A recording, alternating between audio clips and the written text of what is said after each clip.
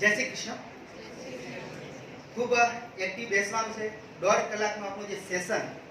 આજે તારીખ એટલા માટે પસંદ કરી, વાર તમે જુઓ એટલે તો હનુમાન ચાલીસાની પંક્તિ કરી છે. કારણ કે આપણા જીવનમાં આંકડાઓનું ખૂબ મહત્વ હોય છે. આ 3/8/2021 આ બધા જ આંકડાનો સરવાળો કરો. 3 ને 8 11 થાય, 11 માં 2 ઉમેરો 13 થાય, 13 માં 2 ઉમેરો 15 થાય, 15 માં 1 ઉમેરો 16 થાય, અને 16 નો સરવાળો કરો તો 7 થાય. 7 જ થાય ભાઈ. એ સાચું છે ભાઈ. આ 7 સરવાળો થાય છે ને આપણા જીવનમાં કુલ 24 ચક્રો છે, પણ આપણે 7 ચક્રોને ઉજાગર કરી શકો છો. એટલે આજે 7 ચક્રોને ઉજાગર કરવા માટે આપણે ભેગા મળ્યા છો. આ ધ્યાન રાખજો. પછી કહેતા ને કે મોટર લગાવશું ઉજાગર થઈ જાય. આ મોટરથી ના થાય અમુક વસ્તુ. એટલે આ જીવનમાં, આપણા જીવનમાં આંકડાનું કંઈક મહત્વ છે. એટલે આ દિવસ પસંદ કર્યો છે, અને આ દિવસ પસંદ એટલા માટે કર્યો કે મંગળવાર છે અને ઓગસ્ટ મહિનાની શરૂઆત છે. તમને યાદ હતો ઓગસ્ટ ક્રાંતિ થયેલી છે. ઓગસ્ટ ક્રાંતિ ખૂબ જીવનમાં પ્રખ્યાત છે આપણા ઇતિહાસની અંદર. આપણે ધ્યાન રાખજો. એટલે આ મહિનો પણ ઓગસ્ટનો છે ને ઓગસ્ટ એટલે 8મો મહિનો કહેવાય. કહેવાય કે ન કહેવાય? અને ભગવાન કૃષ્ણનો 8મો અવતાર, વિષ્ણુ ભગવાનનો 8મો અવતાર પણ કૃષ્ણ જ હતા. કહેવાય કે ન કહેવાય? આ એક ધ્યાન રાખજો. એટલે આનો મતલબ કે આપણે આજે દિવસ માટે સફળ થવા માટે ભેગા થયા છો, અને થોડીક વાર પછી સૂરની ઘડી શરૂ થાય છે 3 વાગે. એટલે અમે થોડુંક તમે ટાઈમ ખેંચો ને એમાં તમે થોડા ધીરે ધીરે જાગૃત થશો, એટલે પછી તમને એકાગ્રતા પકડાય એટલે સૂરની ઘડી ચાલુ થઈ જાય. લેક્ચર પૂરું થાય, સૂરની ઘડી પૂરી થાય. બરાબર? એ ચિંતા ના કરતા. આજે ઘણું બધું આપણે અહીંથી મેળવીને જવાનું છે. એટલે આ શુભ તારીખ મંગળવાર બધું આપણે કર્યું સેટિંગ. તો આની અંદર એક મહત્વનો પોઈન્ટ, મંગળવાર હિન્દુ શાસ્ત્રમાં મંગળવારને અતિ ઉત્તમ માનવામાં આવે છે. મુસ્લિમોનો પ્રિય વાર શુક્રવાર છે. હિન્દુ શાસ્ત્ર પ્રમાણે મંગળવાર હિન્દુઓનો વાર છે, અતિ ઉત્તમ માનવામાં આવે છે. આજના દિવસે ગણપતિ ભગવાનની, હનુમાનજીની બધી ખૂબ આરાધનાઓ થાય છે.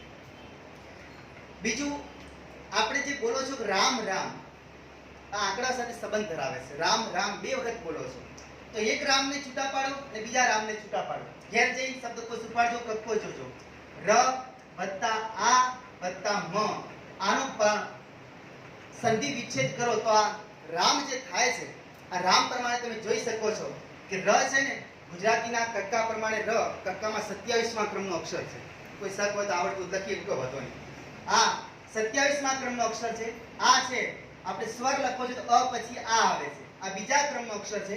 અને ગુજરાતીમાં જે વર્ણ વ્યવસ્થા છે એમાં 25મા ક્રમનો જે વ્યંજન કહેવાય છે, મ મરચાના મને ગણવામાં આવે છે. આ બધાનું ટોટલ મારો તો 54 થાય છે. 27 ને 29, 29 ને 25, 54 થાય. 54 નો સરવાળો કરો કેટલું થાય? 9. અને 9 ને સંપૂર્ણ અંક ગણવામાં આવે છે. 9 ને સંપૂર્ણ અંક ગણવામાં આવે છે. ઘેર જઈ ટોટલ મારજો. જેટલા બી આપણા જીવનની અંદર ત્રિકોણથી સ્ટાર્ટ થાય છે, ત્રિકોણના 3 ખૂણા, પછી ચોરસના 4 ખૂણા, લંબચોરસના 4 ખૂણા, પછી આગળ જાઓ તો પેન્ટાગોન, જેને પંચકોણ આપણે કહીએ, ષષ્ઠકોણ, હેક્સાગોન, જે બી કહીએ આ બધાનો તમે જોજો ખૂણાઓનો સરવાળો કરશો ને એમનો સરવાળો કરશો તો ફાઇનલ 9 નો જ આંકડો આવશે. ત્રિકોણના 3 ખૂણાનો સરવાળો 180 થાય. 180 થાય, બોલતા રહેજો. આ 180 થાય તો એમનો સરવાળો કરો 8 ને 1 9. ચોરસના 4 ખૂણાનો સરવાળો 360 થાય. 6 3 9. લંબચોરસમાં 4 ખૂણાનો સરવાળો 360 થાય. 9 થાય. આ પંચ હેક્સાગોન, જેને આપણે કહીએ ષષ્ઠકોણ, ષષ્ઠકોણની અંદર બધા જ ખૂણાનો સરવાળો 720 થાય. તો એનો બી સરવાળો 9 થાય. એનો મતલબ ના છેલ્લે પંચકોણ જે વધ્યું છે એનો સરવાળો 540, 5 એક ખૂણાનો, તો 5 ને 4 પણ કેટલા થાય? 9 થાય છે. એટલે આનો મતલબ કે આપણું આખું જીવન છે ને બધું આંકડા ઉપર ફિક્સ થયેલું છે. આપણે ક્યારેય પ્રયત્ન કર્યો, પણ આજે આપણે પ્રયત્ન કરશો તો આ ધીરે ધીરે બધા જ આંકડાઓને કઈ રીતે ખોલવા. રેડી? શ્રીમદ ભગવદ્ ગીતા 7મો અધ્યાય, જ્ઞાન વિજ્ઞાન, જ્ઞાન વિજ્ઞાન, જ્ઞાન અને વિજ્ઞાનને જોડવાની કોશિશ કરી છે ભગવાન શ્રી કૃષ્ણે. ધ્યાન કરજો. આ તો વધુ નહીં.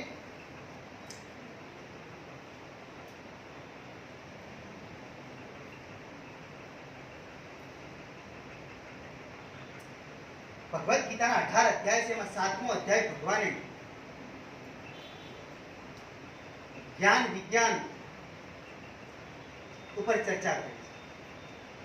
ઘેર જઈ સર્ચ મારજો, ભગવદ્ ગીતા ખોલજો, એનો 4થો અને 5મો શ્લોક ખોલજો. 4થો ને 5 4 અને 5. એમાં ભગવાને એવું સમજાવ્યું છે કે આપણું મનુષ્ય શરીર છે 5 તત્વોનું બનેલું છે. 5 તત્વો જાણો ને આપણે કયા કયા? પૃથ્વી, જળ, આ પૈસા પૂછા, બધું ધ્યાન રાખજો. આ સાંસ્કૃતિક વારસો છે. પૃથ્વી આવે, જળ આવે, અગ્નિ આવે, વાયુ આવે અને એક આકાશ આવે. આ પાંચ તત્વો. એટલે આપણે ઘણીવાર જો કોઈ ભારતનો રાજકીય નેતા, કોઈ મોટી હસ્તી જ્યારે ગુજરી જાય છે ને ત્યારે છાપામાં લખવામાં આવે છે કે આ ભાઈનું દેહ વિસર્જન થયું તો પંચાભૂતમાં વિલીન. વિલીન કહીએ ને કે જે આ પાંચ તત્વો પૃથ્વી પર છે એમાં પોતે વિલીન થઈ જાય છે. ઘણા નથી કહેતા કે માટલાને પૂછ્યું કે માટલું તો ઠંડુ કેમ રહે છે? ગમે તેવી પરિસ્થિતિમાં ગરમી હોય, ઠંડુ હોય તો ઠંડુ કેવી રીતે રહે છે? તો એને એટલું જ સમજાવ્યું હતું કે હું બનેલો શેમાંથી છું? માટીમાં. અને મારે એક દિવસ ઓગળી શેમાં જવાનું? તો પછી મને ગુમાન છે ને. સાચે થોડી વાત છે. તો આપણે શેના બનેલા છો? આ પાંચ તત્વોના બનેલા છો. અને આ પાંચ તત્વોના આપણે બનેલા છો. તો ભગવદ્ ગીતામાં એક્સ્ટ્રા 3 અને ચોથો પોતાની રીતે ઉમેર્યો તો ભગવાને 3 એમ કીધું. 5 વ્યક્તિના હાથમાં છે, 3 મારા હાથમાં છે. એક મન, બુદ્ધિ અને અહંકાર. અને ચોથી વૃત્તિ ભગવાને પોતાના હાથમાં લીધી, ચેતના. આ આખો આપણો જે લેક્ચર આ આટલા તત્વો ઉપર છે ને આપણે સમજીને જવાનું છે કે ટોટલ વસ્તુ ભગવદ્ ગીતાનો 7મા અધ્યાયનો 4 અને 5મો શ્લોક આ વિસ્તારથી સમજાવે છે. ભગવાને આ વસ્તુ આપણે સમજાવી છે. આપણે સવારે વહેલા ઉઠો, કેટલા મસ્ત બગાસા આવતા. બગાસા મસ્ત આવે ને હવામાં. ઉનાળો હોય ને વરસાદ આવે ને તેરી પર ત્યારે બહુ મસ્ત ઊંઘ આવતી હોય, કારણ કે વરસાદનું કારણ હોય. આજે થોડી વાત છે. અને કોઈ જો પંખો બંધ કરે તો આપણે યમ દૂતથી ઓછો ના જ લાગતો. આજે થોડી વાત છે. તે ભગવાન એવું સમજાવે છે કે આપણે પ્રકૃતિની અંદર એટલા બધા તત્વો પડ્યા છે કે એને આપણે ઉપયોગ કરવાની ક્યારેય કોશિશ ના કરી. આપણું શરીર આ 5 વસ્તુમાંથી બનેલું છે. તો આપણે સવારે એમાંથી એક ઉપાડો તો આ જગતમાં સૌથી વધારે ફેક્ટ જો મહત્વપૂર્ણ પાસો હોય તો જળ છે. પાણીથી આપણે ફ્રેશ થાવ છો. થાવ કે નહીં થતા? એક દિવસ તમે નાયા વગરનો ખાલી કેવું લાગે? તમને ફીલ કરજો. લાગે ને? લાગે? એક ટ્રાય કરજો, કેવું તમને આખો દિવસ ગમગીન લાગશે કે જાણે પૃથ્વી પર છો જ. એવું થાય કે ના થાય?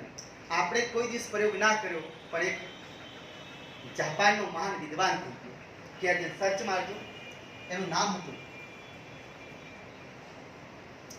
મરાસુ ઈમોટો. આપણા જેવા નામ નહીં હોય, પંકજ ને મહેશ ને ભરત ને. આ જાપાનીઝ નામ છે. નામ હતું મરાસુ ઈમોટો. આપણે ભગવદ્ ગીતા ઉપર સંશોધન નહીં કરતા. ભાઈએ ભગવદ્ ગીતા ઉપર સંશોધન કરીને એમને એક પોઈન્ટ ઉપાડ્યો, ખાલી જળ. કારણ કે જોઈ લો, પૃથ્વી ઉપર આખું જળ છે ને 3જા ભાગનું પાણી છે, 1 જ ભાગમાં જમીન છે. આપણું શરીર છે 30% બીજા તત્વો ધરાવે છે, 70% પાણી છે. છે કે નહીં? પાણી વગર કોઈને ચાલે એમ છે? સવારથી ઉઠી સાંજ સુધી પ્રયત્ન કરીશું. કોઈ એવો વ્યક્તિ ખરો કે હું પાણીનો બિલકુલ ઉપયોગ નહીં કરતો, પીવામાં નહીં કરતો, નાહવામાં નહીં કરતો, ધોવામાં નહીં કરતો, કોઈ પ્રયોગમાં રહી શકો એમ છે પાણી વગર? આપણે કોઈ ટ્રાય કરો. પાણી આવડે કઈ હસ્તી છે? ટ્રાય કરો. આ ભાઈએ 22 વર્ષ સુધી સંશોધન કર્યા. 22 વર્ષ સુધી 1943 માં જન્મ થયો હતો. 22 વર્ષ સુધી પાણી પર સંશોધન કર્યા અને એક પુસ્તક લખ્યું, the hidden messages in water. પાણીમાં છુપાયેલા સંદેશ. પાણીમાં કયા પ્રકારના સંદેશ છુપાયેલા છે એ આપણે નહીં જાણતા, પેલો ભાઈ જાણે. આ આપણે જે ટેક લઈને જવાનું પ્રતિજ્ઞા લેવાની, એટલે આ લખવું બધું ધ્યાન કરજો કે તમે કંઈક બનવા માંગો છો ને જીવનમાં, એ આપણે ટેક લેવાની છે. આ એને શું સમજાવ્યું? પાણી એક પ્રકારનો ભગવાન છે. એટલે તમે જુઓ, કોઈ હાથમાં પાણીની ટેક લઈને શપથ લેતા કે હું જળની સાક્ષી લઈને શપથ લઉં છું. પડી મને ખબર?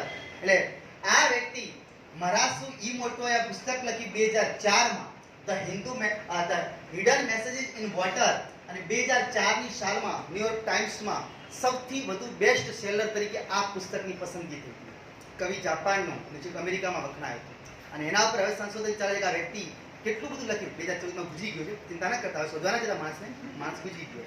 પણ એણે જ્યાં લખ્યું આ પુસ્તક હજુ બી લોકોને સંશોધનનો વિષય બની ગયો છે કે આપણે પાણીથી જ પવિત્ર થાવ છો. ખાલી કલ્પના કરો, સવારે વહેલા ઉઠીને કુદરતી હાથે જાઓ તોય પાણી છે. પેલા ઉઠો ત્યારે મોઢું ધોઈને પાણી પીવા માટે જોઈએ. પછી દરેક ભોજન બનાવો, ચામાં પાણી, દૂધમાં પાણી. છે કે નહીં? દરેક વસ્તુની અંદર પાણીની જરૂર પડે. તો 5 તત્વોમાંથી એક તત્વ ઉપાડ્યું, પાણી. તો પાણી જીવનને ટકાવી રાખવા માટે જરૂરી છે. પાણી વગર કોઈ પણ વ્યક્તિની જીવ માત્રને પાણી વગર ન ચાલે. ભલે આપણે કોઈ ઉંદર પાણી વગર વધુ સમય સુધી રહી શકે, ઊંટ પાણી વગર વધુ સમય સુધી રહી શકે. પહેલા એવું જાહેરાત થઈ હતી કે ઉંદર છે ને 7 દિવસને પાણી ન મળે તો કોઈ તકલીફ નહીં થતી. પછી સંશોધન થાય ઊંટને તો 37 દિવસ સુધી પાણી ના મળે તો એને કોઈ તકલીફ ના થાય ઊંટને. આ બધું જાણવા લાયક સંશોધન છે. તો એણે આના પર સર્ચ કરીને કીધું કે પાણી દરેક વ્યક્તિને એક મેસેજ આપે છે કે મારામાં શીતળતા છે, મારામાં ગરમી છે અને હું બિલકુલ કઠણ થઉં તો બરફ બની શકું. અહીં આપણે બધા જ બેઠા હો ને, ખાલી કલ્પના કરી ઘેર જઈને તમારા પ્રયોગ કરો તો કરજો. અને આ પ્રયોગ સમજાયો છે કે આપણે ઘેર જઈને 3 પાત્રો લેવાના. 3 પાત્રો.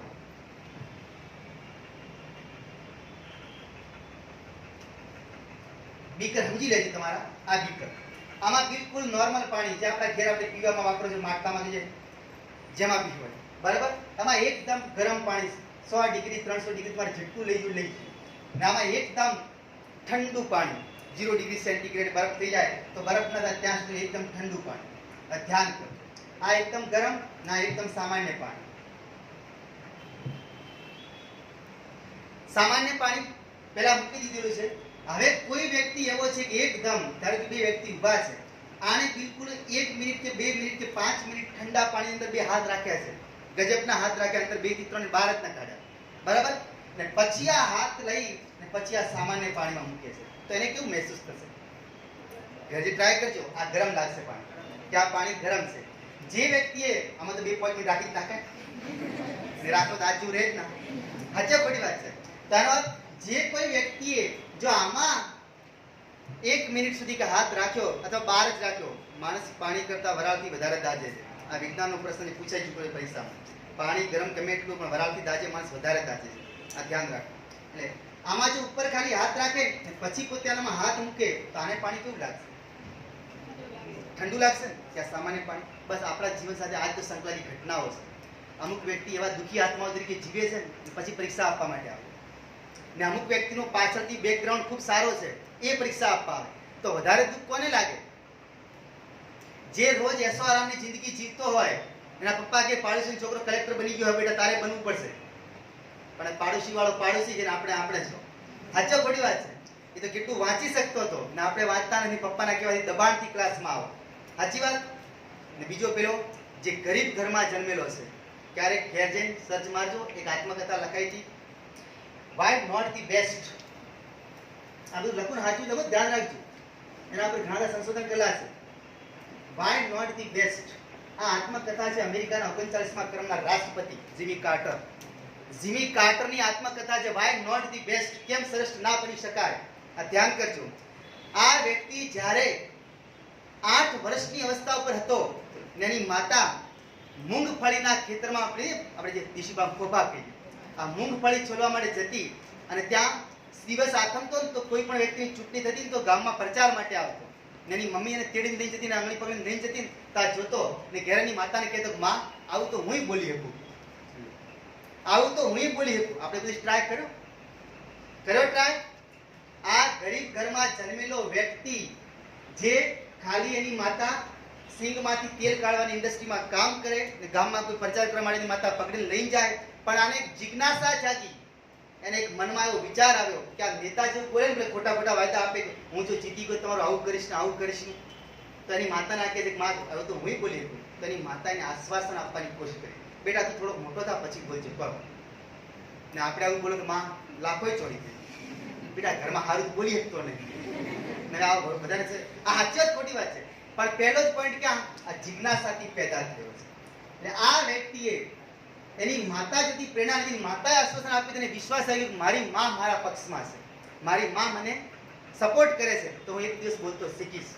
પણ આપણે શું ખબર હે, ખાલી બાજુવાળાને પૂછો તો કોઈ સારા મોટિવેશનલ લેક્ચર ભરો, કઈ પરીક્ષા તૈયારી કરવી છે ને બસ આ પરીક્ષામાં આટલું જ આવે, 200 જ પ્રશ્નો આવે, ખાલી 200 જ પ્રશ્ન આવે, 100 જ પ્રશ્નો આવે, આટલું જ આવે ખાલી. પણ હવે એને ક્યાં ખબર કે 100 પ્રશ્નો માટે કેટલી પુસ્તકો વાંચવી પડે. સાચી છે ખોટી વાત છે? ઇંગ્લિશમાં કહેવાય છે ને one stone is enough to break the glass. એક પથ્થર પૂરતો છે કાચને તોડવા માટે. one stone is enough to break the કાચ. one word is enough to break the heart. એક શબ્દ પૂરતો છે કોઈનું હૃદય તોડવા માટે. and 1 second is enough to fall in love. માત્ર એક જ પળ જરૂરી છે કે તમે કોઈના પ્રેમમાં પડી કોઈ સામે જઈને હસી જાઓ, તમને એમ લાગશે બસ હસી ગો ફસી. આજે ખોટી વાત છે. only 1 second is enough to fall in love. એક જ સેકન્ડ પૂરતી છે કોઈના પ્રેમમાં પડવા માટે. તો then why તો પછી કેમ one book is not enough to crack the exam? તો એક પુસ્તક કેમ પૂરતી નથી પરીક્ષા પાસ કરવા માટે?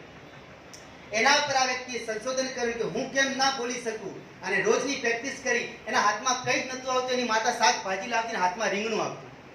રીંગણા સમજો ને, અમારા પોટર તો કે બનતા સાચો ખોટી વાત. આ શબ્દ એ હાથમાં રીંગણું રાખી રીંગણા આગળ બોલવાની કોશિશ કરતો, રીંગણા આગળ. એની માતા હસતી, એની માતાને કેટલી ખુશી થતી. ખાલી કલ્પના કરો, જેના ઘરમાં એક બાળક હોય એની માતા બાળકને થઈ કરતો જુએ ને ખાલી, તો એનું માતાનું હેરકુન વધી જાય. સાચી વાત છે ખોટી વાત છે? પણ જેની માતાને ખબર પડે ને કે મારો દીકરો આજ ક્યાં પીન પડ્યો છે, એ સમાચાર મળે ને, સમજી ગયા, એ માને કેટલું દુઃખ થતું હશે. 1 લાખ ગણું દુઃખ. એને જે ખૂન પીધેલું હોય ને એ બી બધું ઓગળી જાય. એની માતા ખુશ થતી, પેલા મોબાઈલ અંદર ફોટા પાડે કે મારો દીકરો જો રીંગણ ઉપર બોલે છે. અને પછી એને ખબર પડી કે મારો દીકરો 1977 સાલમાં અમેરિકાનો 77 થી 81 અમેરિકામાં કોઈ પણ રાષ્ટ્રપતિ 4 વર્ષ રહી શકે. 1977 સાલમાં 39મા ક્રમનો રાષ્ટ્રપતિ બન્યો જીમી કાર્ટર. આ ક્યાંથી પ્રેરણા મળી? બાળપણથી પ્રેરણા મળી. આપણા એક કવિ થઈ ગયા ઉસના નટવરલાલ પંડ્યા, નામ સાંભળ્યું છે. એમણે એક પંક્તિ લખી છે, ગમેના શેષવે ખેલ યૌવનેના પરાક્રમ, સાધુતા નહીં વાર્ધક્ય વ્યર્થ તે જિંદગી ક્રમ. જો આપણા બાળપણમાં આપણને રમવાનો શોખ ના હોય ને તો આપણું બાળપણ નકામું છે. ગમેના શૈશવે ખેલ, જો બાળપણમાં આપણને રમવાનો શોખ ના હોય તો આપણું બાળપણ નકામું છે. ઘણાની બધી સ્કૂલમાં વાલી મીટિંગ થાય છે, વાલી મંડળની મીટિંગ. શિક્ષકો વાલીઓને બોલાવે, તમારા દીકરાએ મહિના દરમિયાન કે 15 દિવસમાં કઈ પ્રગતિ કરી. એક ધ્યાન રાખજો, એક વાલી પતિ પત્ની બંને ગયા અને ખુશ થઈ ગયા, કારણ કે એના શિક્ષકે છોકરાને શું કરે, તમારો છોકરો બહુ ડાયો છે, કોઈ બોલતો જ નહીં, ચૂપચાપ બેઠો જ રહે, કોઈ દિવસનો સવાલ જ ના આવે. તો એના માતા પિતાએ ગર્વ લેવો જોઈએ. માતા તો ખુશ થઈ હતી, પણ પિતા તો ઉભો થઈ ગયો, 1 લાખો છોડી દીધું. વિચાર કરો, કઈ નથી બોલતો, બિલકુલ બેઠો જ રહે, તો મારે એનો છે ને ડોક્ટરી ઈલાજ કરાવવો પડશે. સાચી ખોટી વાત છે? જે છોકરો ક્લાસરૂમ કોને કહેવાય? આપણે સ્કૂલનું નામ કલરવ રાખેલું છે. કલરવનો મતલબ તો ગોગાટ થાય છે, અવાજ થાય છે. ત્યાં બાળકો અવાજ નહીં કરતી સ્કૂલ કેમ? સાચી છે ખોટી વાત છે? એ તો એનો જલસો છે. 1 થી 7 ધોરણ સુધી પ્રાથમિક શાળાનો અભ્યાસ છે. એમાં બાળકે રમવું જ જોઈએ, ખેલકૂદે કરવી જોઈએ, કપડાં ફાડવા જોઈએ, મજા એમાં છે. સાચી છે ખોટી વાત છે? આજે તમે ખાલી કલ્પના કરો, ઘણા અમેરિકાના જાપાનના વિદ્વાન લોકો અહીં આવે, ભારતના લોકોને એમાં ખાસ કરીને રાજસ્થાનમાં તો જોજો અંગ્રેજોની અવરજવર વધારે હોય છે. અને આ લોકો આપણા નાના છોકરાઓને ત્યારે ચોમાસાનો સમય ભેંસ ઉપર બેઠા જુએ ને ત્યારે એકને અચંબો લાગે છે, અને આ શું ભેંસ પર સવારી કરે છે? પણ હવે એને ક્યાં ખબર કે તમારી BMW મર્સિડીઝ કરતા વધારે આનંદ તો આમાં. સાચી ખોટી વાત છે? તો આપણે આ નથી સ્વીકારી શકતા, એના કારણે તકલીફ છે. બાળકને આ આપણું આ તો 11 વર્ષથી આ ફિલ્ડમાં છું, 11 વર્ષથી આ સ્ટુડન્ટ્સને આ ભણાવવાની કોશિશ કરું છું. કોમ્પિટિટિવ ફિલ્ડના ઉમેદવાર અહીં મારે કહેવાય હજારો વિદ્યાર્થીઓ મારા હાથ નીચે નીકળ્યા, પણ જેવો છોકરો છોકરી એન્ટર થાય ને ક્લાસમાં 6-7 દિવસમાં અમને અંદાજ આવી જાય કે ભાઈ શું કરી નીકળશે, પરાક્રમ કરીને નીકળશે કે હારી નોકરી લઈને નીકળશે કે એમને પાછો જતો રહેશે. થાય ને છોકરા કે છોકરીના કિસ્મત કર્મ ઉપર બધું જ લખેલું હોય છે કે અહીં એન્ટ્રી થાય, જો ચંચળ છે તો એ કંઈ કરી શકશે. આપણા ગુણ પર જવાનું આપણા વચ્ચે પકડ્યો ભાઈ જીમી કાર્ટરને, કારણ કે એના બાળપણમાં બી ચંચળતા આવી હતી. એટલે કીધું કવિ ઉષ્ણ છે, ગમેના શૈશવે ખેલ. જો તમે બાળપણમાં રમ્યા નથી, ઝઘડા તોફાન નથી કર્યું, તો તમારું બાળપણ નકામું છે. ઘણા ખુશ નતા, બાળપણમાં કોઈ જ નતો કરતો, તો તમારે પસ્તાવો કરવો જોઈએ કે આપણી ભૂલ. હંમેશા યાદ રાખજો, ગમેના શૈશવે ખેલ યૌવનેના પરાક્રમ. જો યુવાનીમાં તમે પરાક્રમ કરવાની શક્તિ ન ધરાવો તો તમારી યુવાની નકામી છે. હાલ આપણે બધા જ બેઠા યુવાન છો, કોઈ હે હિતર ઉપર લાગતું કેજો નથી ને? તો આપણે બધા યુવાન જતો કેવા બેઠા છો, એકદમ મોઢું ઉતરેલું છે. એમ અમુક જોઈ આપણે એમ થાય દાદા દાદી પરમ દિવસે જ ગુજરી ગયા થાય ને. એકદમ ટટ્ટાર બેસો, એકદમ કડક બેસો. તમે કંઈક મેળવવા આવ્યો, કંઈક મેળવીને જવાનું છે. અહીં કેટલાય વિદ્વાનો નામ બોલીશ, કેટલાય એવા ઉદાહરણ બોલીશ જેમાંથી આપણા જીવનમાં શીખ મળે. હંમેશા યાદ રાખો, 1 મિનિટમાં 1 દિવસમાં કોઈની જિંદગી પરિવર્તન પામતી નથી, પણ 1 મિનિટમાં લીધેલો નિર્ણય જિંદગી બદલી નાખે છે. આ હંમેશા યાદ રાખજો. આપણે અહીંથી ભાઈ અને એક નિર્ણય કરીને જવાનો, આ નિર્ણયથી આપણી જિંદગી બદલાવી જોઈએ. તો આને લખ્યું કે વાય નોટ ધી બેસ્ટ, કેમ આપણે શ્રેષ્ઠ ન બની શકીએ? બાળપણથી જિજ્ઞાસા જાગીને રીંગણ આગળ બોલનાર વ્યક્તિ એક દિવસ દુનિયાની મહાસત્તાની આગળ માઇક પર સંબોધન કરી શકે, વ્હાઇટ હાઉસ પરથી એ વ્યક્તિ કેવો હશે? સાચે છે ખોટી વાત? હવે એને આપણે જોવા જવાનો ફોટો જો આપણે શું લાગશે? એને કોઈ 5-6 હાથ હતા, માથામાં શિંગડા હતા, આપણા જેવો જ હતો. સિંગલ હડી વ્યક્તિ તો એનો ફોટો જોજો, ઓનલાઈન સર્ચ મારજો જીમી કાર્ટર, પછી તમને અંદાજ આવી જાય કે આપણા જેવો જ માણસ હતો. તો આપણે કહી શકીએ કેમ નહીં, એટલે એને પોતાની આત્મકથાનું નામ જ રાખ્યું કે વાય નોટ ધી બેસ્ટ, કેમ આપણે શ્રેષ્ઠ ના બની શકીએ. એટલે આપણે એને કીધું આ વ્યક્તિ the hidden message in water લખનાર વ્યક્તિએ તો મારા શું ઇમોટો 2004 ની બેસ્ટ સેલર પુસ્તક રહી, અને પુસ્તક પરથી સંશોધન કર્યું. હજુ બી આપણા ભારતના વૈજ્ઞાનિકો કેટલું બધું સંશોધન કરે છે. બધું જ ભારતમાં હતું, પણ આપણે એના પર સંશોધન નથી કરી શકતા. યાદ કરો ગુરુત્વાકર્ષણ બળ, બ્રહ્મગુપ્ત ન્યૂટનની હાથ પેઢી નથી, એના પહેલા ભારતમાં કહી ચૂક્યો હતો કે પૃથ્વીના કેન્દ્રમાં એવું કોઈ બળ છે કે ઉપરથી છોડેલી વસ્તુ છે કે નીચે આકર્ષાય છે. આ તો પેલા ખાલી સંશોધન કર્યું, પ્રયોગ કરીને બતાવ્યું કે ભાઈ જો કોઈ વસ્તુ ઉપરથી પડે તો પૃથ્વીની અંદર નીચે તાકાત છે, આ તાકાત નીચે ખેંચે અને ગુરુત્વાકર્ષણ બળ કહેવાય છે. સાચો છે ખોટી વાત છે? આજથી 2200 વર્ષ કે 2500 વર્ષ પહેલા આપણો મહાન કવિ કાલિદાસ થયેલો છે. ઓળખો નામ? કાલિદાસે એક પુસ્તક લખી હતી મેઘદૂતમ. નામ તો સાંભળ્યું છે તમે? મેઘદૂતમ. આ પુસ્તક લખીને ત્યારે કેટલાય વિદ્વાનો અને કેટલાય વૈજ્ઞાનિકોની હસી ઉડાવી હતી કે આવું થોડું હોતું હશે. પુસ્તકનો મેન ક્રાઇટેરિયા ક્રાઇટેરિયા શું હતો કે આપણે રાવણનો એક ભાઈ છે, રાવણના ભાઈનું નામ શું? કુંભકર્ણ. એના સિવાય વિભીષણ. એના સિવાય જે ધનનો દેવતા કહેવાય છે કુબેર. તો કુબેર ભગવાન શિવનો મહાન ભક્ત હતો, અને એના દરબારની અંદર એક યક્ષ કરીને યક્ષ હતો. એ માળનું કામ કરતો. એને એક જ કામ સોંપેલું હતું, ડેલી સવાર થાય તો આટલા વાગે મારા ઘર સુધી ફૂલ પહોંચી જવા જોઈએ. એને મન ચાહીતો પગાર આપવામાં આવતો હતો. અને યક્ષ એક દિવસ નવા નવા લગ્ન થયા, એ પોતાના પત્ની જોડે થોડો સમય વધારે વિતાવ્યો, અને એના કારણે પોતે ફૂલ લઈને 10 વાગે પહોંચ્યો. કુબેરનો પારો જતો રહ્યો. 360 ડિગ્રીના તાપમાન પર હતો ભાઈ. અને ડાયરેક્ટ યક્ષને પૂછી દીધું કેમ લેટ પડ્યો. એમ તો પૂછ્યું કે બીમાર હતો, કોઈ તકલીફ હતી. એટલે પેલા તરત સાચું કહી દીધું. હવે લોકો જૂઠ બોલે, પેલા સાચું બોલતા, એટલે ચાલતું હતું. એટલે સાચું કહી દીધું મારા નવા નવા લગ્ન થયા અને થોડું પત્ની જોડે ટાઈમ વધારે વીતી ગયો એના કારણે. તો પેલા ઉભો થઈને હાથમાં જળ લઈ શ્રાપ આપી દીધો કે જા તું જેના માટે કરીને મારા ફૂલ તે લેટ કર્યા છે ને એનાથી તને 1 વર્ષની સજા આપી, એનાથી 1 વર્ષ અલગ પડી જાય. એટલે એને દંડ આપવામાં આવ્યો, દેશ નીકળો, 1 વર્ષ પછી તારે એન્ટ્રી મારવાની, તારી પત્ની આવી રહેશે. એટલે પેલાને ચોમાસાનો સમય અમને યાદ આવ્યું કે મારી પત્ની મારી રાહ જોતી હશે, અને એને વાદળોને પત્ર લખી દીધું. પેલા ડાકિયા નતા, SMS નતું, વોટ્સઅપ નતું, મેસેજ કરી શકતા હતા. એને વાદળોને, પવનને, મેઘને જાણ કરી કે મેઘ તું આ વાદળમાં સમાઈ અને મારા શબ્દોની લઈને ત્યાં મારા ઘર ઉપર પડજે, મારી પત્નીના સમાચાર આપશે. એટલે મેઘદૂતમ એટલે નામ રાખવામાં આવ્યું. પણ આપણે કેટલાય વિદ્વાનોને હસી ઉડાઈ પડ્યા, મેઘથી વાદળથી કોઈ સમાચાર જતા હશે? તો હવે બેઠા વિડીયો કોલ કેમ કરો છો? અમેરિકામાં બેઠા વ્યક્તિનો ફોટો નહીં જોતો છે કે નહીં? સાચી વાત.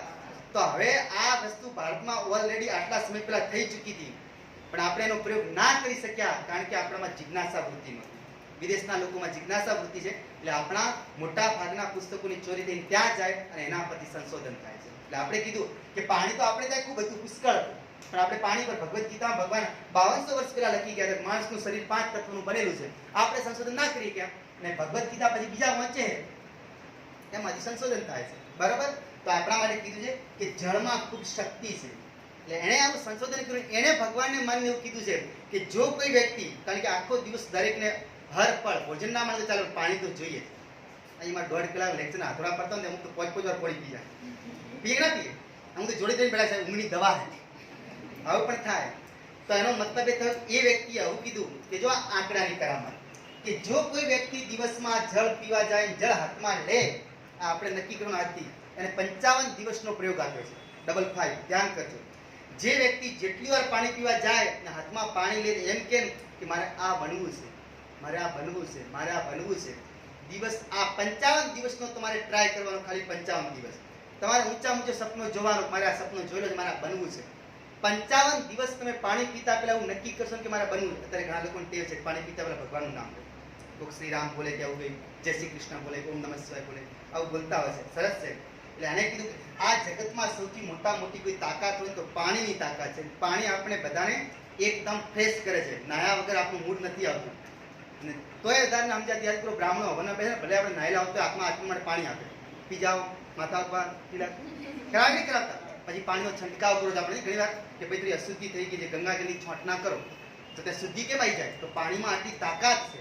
એટલે એણે એવું કીધું છે જો વ્યક્તિ કોઈ 55 દિવસ સુધી સતત 55 દિવસ સુધી કોઈ વ્યક્તિ હાથમાં જળ લેતા પહેલા પાણી હાથમાં પકડીને કહી દે કે મારે બનવું છે, પાણી સાંભળે છે.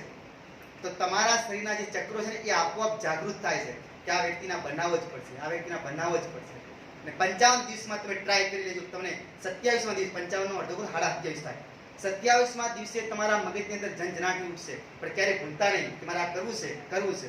પછી એક જ ટાર્ગેટ, પછી આજે આઈએસ નો જો, કાલે આઈપીએસ નો જુઓ, ચેન્જ કરી નાખ્યો આપણે. એક જ ગોલ પેલા વિચારી લે, હું આજથી કેક પકડું છું, આ જ બનવાનું છે. હાથમાં જળ આવે એટલે બોલીએ મોટા મોટો ભગવાન આ છે. પાણી પીતા પહેલા, કારણ કે એના આધારે આપણું અસ્તિત્વ છે. આપણે નહીં માની એકતાના મહાન વૈજ્ઞાનિકો કહી જાય ને માનવું પડે. આપણે વિચાર કરો, ઓનલી ફોર 55 55 દિવસ સુધી જો આ પ્રયોગ કરવામાં આવે તો આપણા જીવનમાં અવશ્ય સફળતા મળે. જ્ઞાન વિજ્ઞાન આ ભગવાને 5250 વર્ષ પહેલા ભગવદ્ ગીતામાં કીધું છે. આ બધું જ તમારી સમક્ષ આવે. જોજો કેટલી તાકાત છે. પાણી તાકાત પર પડી ગઈ. દરેક વસ્તુમાં પાણી આવે. નાવાથી ફ્રેશ થવાનું પાણી પીને આપણે જીવ આવે છે. તમે ગમે એટલા વિદેશમાં ફરીને આવો, ગમે એટલું બિસ્લેરી પીઓ, પણ જ્યારે તમે તમારા ઘરનું ભલે 2 દિવસનું પાણી પડ્યું છે, માટલાનું પાણી પીઓ, તમને એટલી રાહત થશે કે હા, જન્નત તો અહીં જ છે. સાચે છે ખોટી વાત? દરેક આ પ્રયોગ કર્યો હશે. તમે બહાર ગમે એટલું ભોજન જમીને આવો, બહેન ખૂબ ટેવ હોય છે, પણ ઘરની ઠંડી રોટલી ના ખાય ત્યાં સુધી ચેન ના પડે. ભલે બારે હાથે પકવાન ખાતા હોય. તો આ પાણીમાં તાકાત છે. પૃથ્વી શું છે? આ ધરતી માતા પૃથ્વી છે કે નહીં? કોઈ વ્યક્તિ એવો ખરો કે જે બી કામ કરે છે પૃથ્વીથી અલગ રહીને કરે છે? દરેક બી સાક્ષી. અમુક જગ્યાએ સૂર્ય નહીં પહોંચી શકતો, પણ પૃથ્વી દરેક જગ્યાએ પહોંચે ને પહોંચે. ધરતીનો છેડો ક્યાં? ધરતીનો છેડો આપણો ઘર છે. આ ધ્યાન કરજો. એટલે ધરતીનો છેડો આપણો ઘર. તો દરેક વ્યક્તિ જે બી કંઈ કાર્ય કરે છે પૃથ્વીમાં કરે છે. અને આપણે મરી જઈએ ને ત્યારે આપણું સમસાન કે આપણે જમીનમાં દાટવામાં ભલે અગ્નિ પ્રગટાવવામાં આવે, એ બધું ભલે છે એમાં પૃથ્વીમાં જ ભળે. તો આપણે એટલે સવારે વહેલા આવીને પૃથ્વી માતાને નમસ્કાર કરો કે આ ધરતી તારા પર પગ મૂકું છું, મારા મનમાં કોઈ ખોટો ભાવ ના આવે, કોઈ ખોટું કાર્ય ન થાય, અને તું સાક્ષી છે, મને શક્તિ આપજે કે મેં જીવનનો જે ગોલ જોયો છે એ ગોલ મારે પૂરો કરવાનો છે. આ વાત છે પૃથ્વી. ત્રીજી વસ્તુ એ અગ્નિ. પેલા માંસ મટન ખવાતું, પણ કાચું ખાવ, તમે ટ્રાય કરજો કેવું લાગે. ઘઉંનો લોટ છે, બાજરીનો લોટ કાચો ખાજો, મજા આવશે. કેવી લાગે તમને? પછી રોટલી બનાવી ખાઓ, એમાં કોઈ ફેર લાગે તમને? ઘણો બધો ફેર લાગશે. અને એનાથી વધારે આપણે કોઈને કે આ વ્યક્તિએ લખ્યું છે કે ભારત જેવા દેશમાં આજે બી અંધશ્રદ્ધા છે. પેલો એમ કે વિદેશના લોકો અંધશ્રદ્ધા કે, પણ આ ભાઈ કે હું અંધશ્રદ્ધા નથી માનતો અને સાચી શ્રદ્ધા માનું છું. કે કોઈ પણ ગામડામાં જાઓ ભારતના, તો કોઈ બેન કે દીકરાને કે કોઈ વ્યક્તિને જ્યારે નજર લાગે છે ને ત્યારે આપણે મીઠું મરચું કરવામાં આવે છે, નહીં આવતો? એના ઉપર ફેર કોઈ જાદુ છે? કોઈ અથર્વવેદમાં લખેલું, ધ્યાન રાખજો. ચોથો વેદ આપણો અથર્વવેદ છે. અથર્વવેદમાં ટોણા ટૂચકા લખેલા છે. તો કોઈ વ્યક્તિ, નાનો બાળક ખૂબ રડતો હોય, એને કદાચ લાગ્યું કે નજર લાગી છે, એની માને ખબર પડે, તો એના પર મીઠું મરચું કરી અને પગની નીચેથી અગ્નિમાં જવા દે છે. તો ક્યાં બળી ગયું? અગ્નિમાં. બાળક શાંત થઈ ગયું. કોઈ ઇન્જેક્શન ના આપે. સાચે ખોટી વાત છે? આ વ્યક્તિ એમ કે જાપાનનો મહાન વૈજ્ઞાનિક કે આ ભારતની અંધશ્રદ્ધા નહીં, આ ભારતની સાચી શ્રદ્ધા છે. અને આપણે કેવું માનવું? ઘણા ભણી જાઓ ને ડબલ ભણી જાઓ. સાચે ખોટી વાત? એટલે આવું હોતું હશે કે એણે કીધું છે કે અગ્નિને જોડે બેસવાથી શિયાળાની પુષ્કળ ઠંડી પડે, તમે અગ્નિ જોડે રાખો હાથ તમારો, તમે કેવા તપીને ગરમ થઈ જાઓ છો. કારણ કે તમારા શરીરનું લોહી ગરમ થાય છે, અને લોહી ગરમ થાય એટલે તમને એનર્જી ચડે છે. તો અગ્નિમાં એટલી તાકાત છે, એટલે આપણા લગ્ન અગ્નિ સાક્ષી થાય છે. અને જે અગ્નિ સાક્ષી થાય એમાં છૂટાડા ઓછા થાય. સાચે ખોટી વાત છે?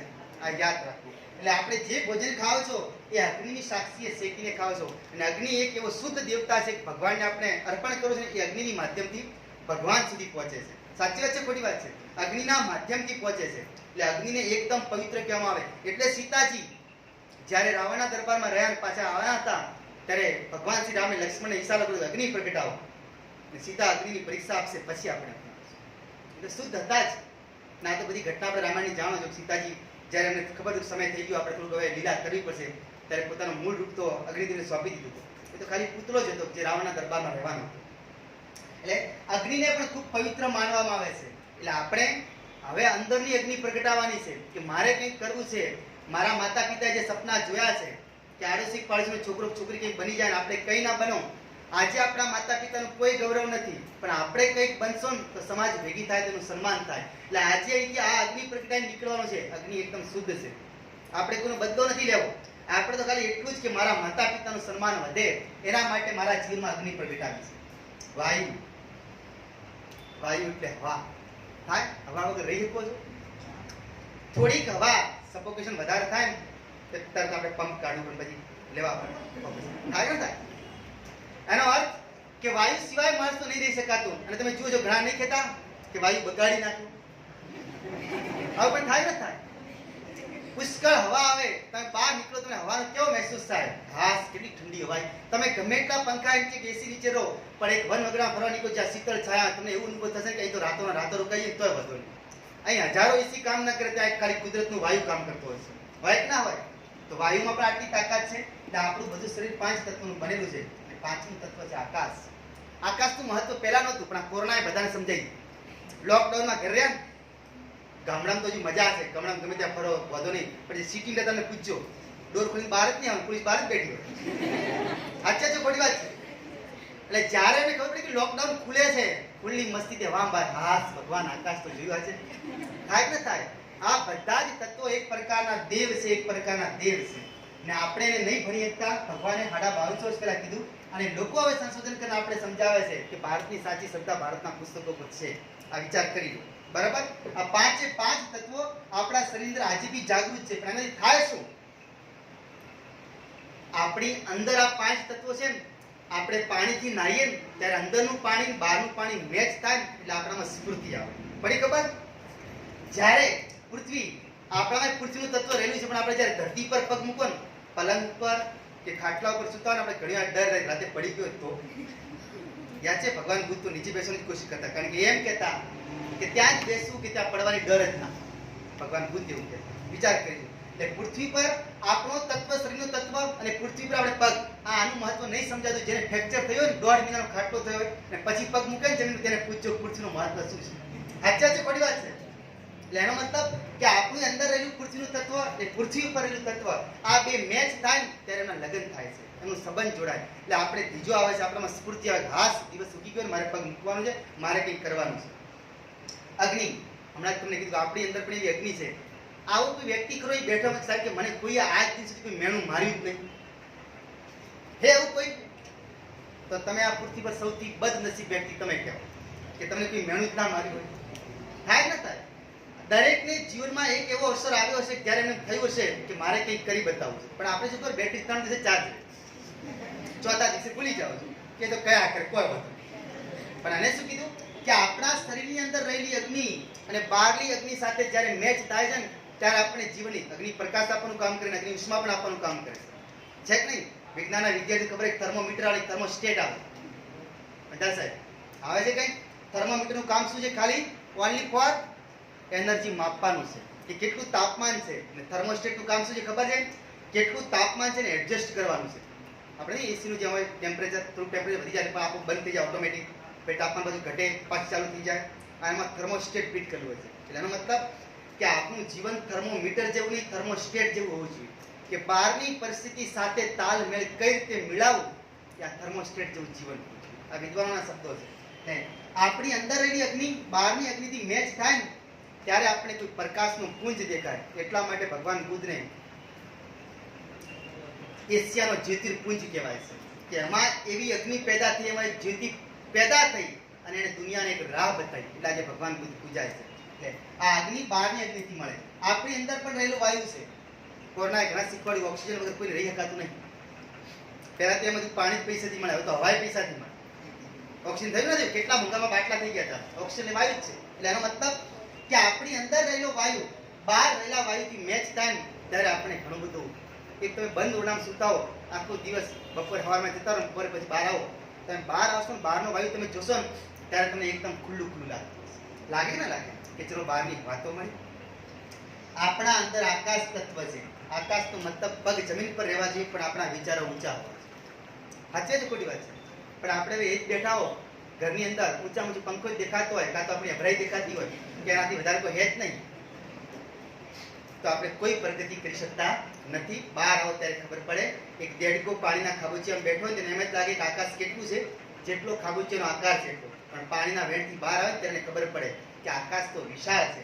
એટલે આપણી સમક્ષ આ પડકાર મૂક્યા છે ભગવાને કે આપણે અંદર 5 તત્વો છે. પાંચે પાંચને તમે જાગૃત કરશો ને તો તમે સફળતાના શિખર સુધી પહોંચી શકશો. અને આ 5 તમારામાં આવે ને તો પછી આ 3 પણ એક્સ્ટ્રા આવે. એ તમારે મારા પર છોડી દેવું પડે. અંગ્રેજીમાં કહેવાય છે will will find the way. મન હોય તો માળવે ચલાવે. સાચે ખોટી વાત છે?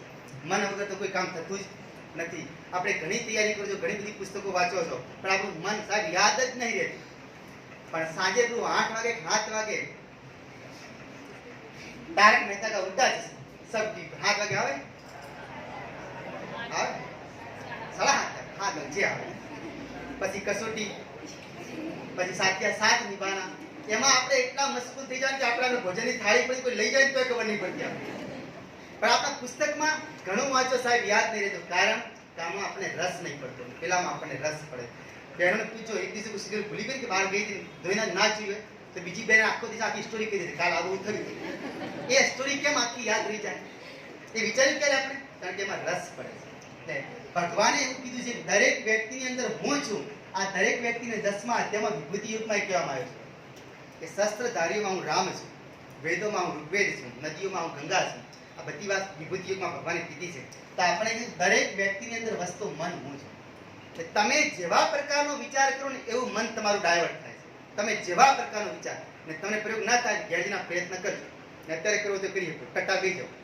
બીજો ફટાફટ પ્રયોગ શીખવા ડાવ હાથ નીચે જમણો હાથ એના પર શાંતિ તમારા જીવનની એક ઘડીને યાદ કરો જ્યારે તમે પહેલી વાર તમારા પ્રિય પાત્રને મળ્યા તેની યાદ કરો ફટાફટ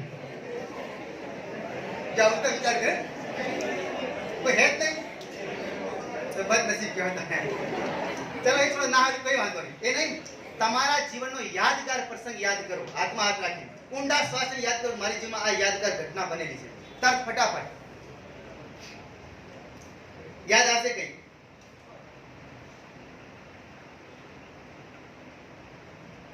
દરેકના જીવનમાં એકાદી યાદગાર ઘટના તો હોવી જ જોઈએ નહીં તમારું જીવન નકામું હોય ભલે બર્થડે હોય તમને કોઈ સારી ગિફ્ટ આપી હોય કોઈ તમારું જીવનમાં કોઈ યાદગાર પ્રસંગ બન્યો કોઈ એવોર્ડ મળ્યો ઇનામ મળ્યો હોય યુનિવર્સિટીમાં તમે રેન્કર બન્યા હો એ વસ્તુને યાદ કરો તમારું મન કેટલું પ્રફુલ્લિત થાય છે એ ખાલી કલ્પના કરો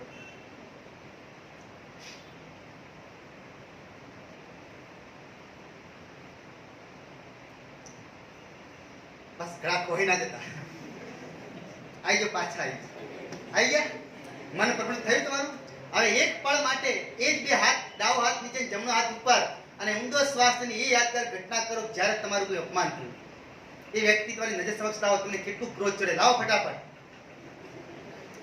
સ્મૃતિ તમારું જો એક પળ પેલું છે એક પળ આજો તમારું ક્યાંક અપમાન થયું હોય તમારું ના થયું તમારા મમ્મી પપ્પાને કોઈ તમારી સમક્ષ ઉભાને ઇન્સલ્ટ કરી હોય એ પળને યાદ કરો જેના માટે તમે ઝઝુમી રહ્યા છો કે મારે આ બધો લેવાનો છે